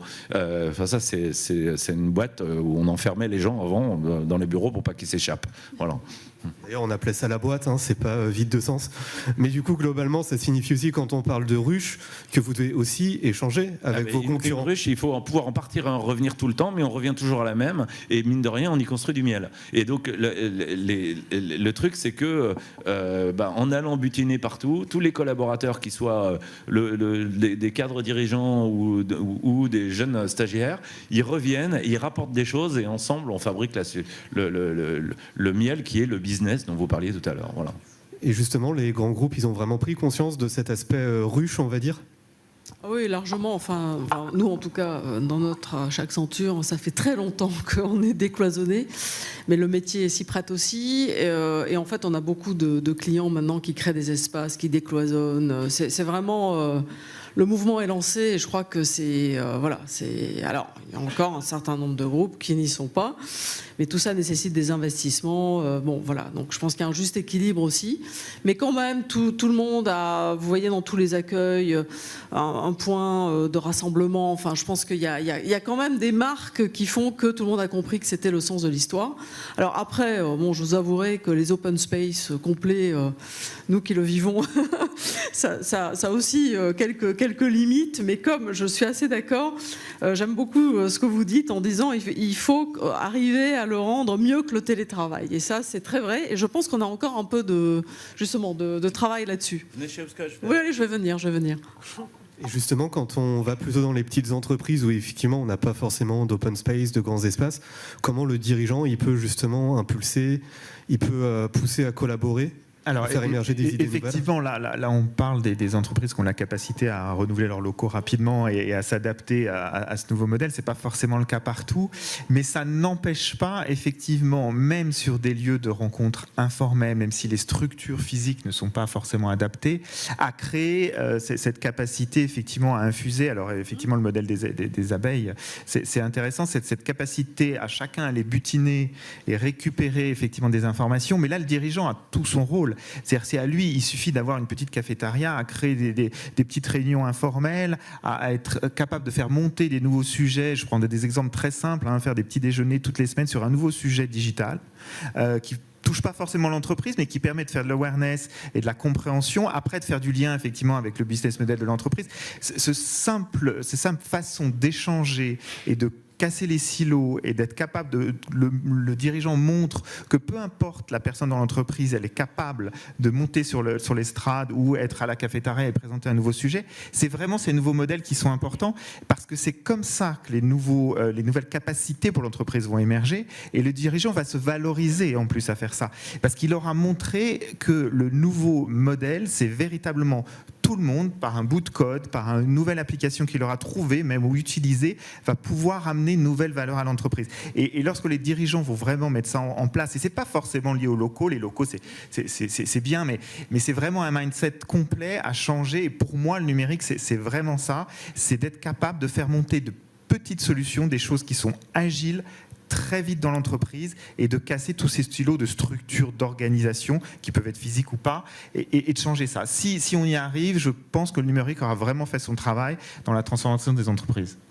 Je voulais simplement dire que je crois que ces éléments de ruche, de sortir, de revenir, c'est des éléments qui sont très importants, notamment pour fidéliser les talents. Et qu'un talent, si on veut le fidéliser, c'est pas en le mettant dans la boîte et en l'enfermant, c'est au contraire en lui donnant la possibilité de rencontrer, de se nourrir ailleurs et de développer également ses relations avec l'extérieur. Donc ça, c'est un élément également très important pour réussir à détecter, attirer et retenir les talents dont tout le monde a besoin, qu'on soit PME ou grand groupe. D'accord, merci beaucoup. Je vois que le temps tourne, donc il va être temps de conclure cette table ronde. C'est la fin de cette première matinée de table. On reprendra à 14h15 avec une keynote de Madame Koskas d'AWS dans cet amphithéâtre. D'ici là, si vous voulez vous occuper, il y a des séances de dédicaces de livres au premier étage et une salle d'immersion au rez-de-chaussée, ou plutôt au sous-sol. Merci beaucoup.